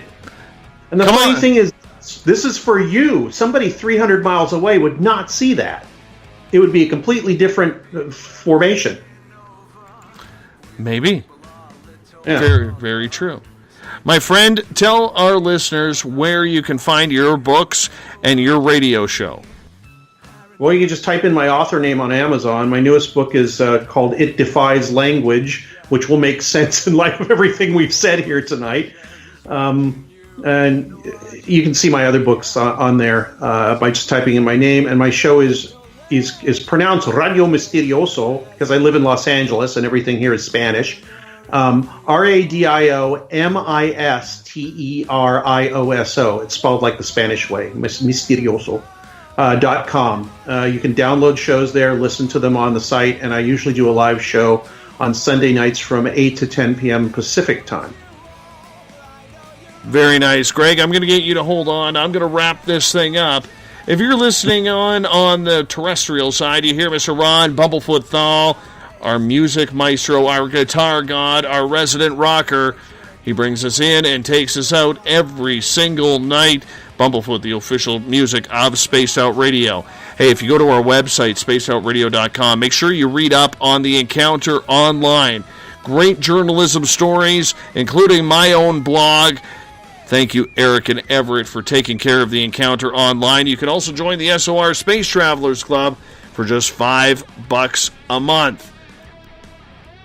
Go to patreon.com. Become an SOR patron for as little as $1. We have some really cool swag to give you right then and there. And, of course, if you want to listen to our archives, go to our YouTube channel, Spaced Out Radio Show. Tune us in on TuneIn. Download our shows from iTunes. We're on TalkStream Live, Stitcher, and RadioGuide.fm. Tomorrow night on the program, John Tenney joins us. Skepticism. Belief. Where are we going with it? 9 p.m. Pacific, midnight Eastern Time. Tomorrow night at spacedoutradio.com. I want to say thanks to everyone listening in on WQEE 99 Rock the Key and on 107.7 FM in New Orleans on the United Public Radio Network. And to all of you listening and taking part in the chat rooms, thank you for sharing this show. Thank you for spreading the word. We'll do it all again in 21 hours from now. Mr. Bumblefoot, take us home.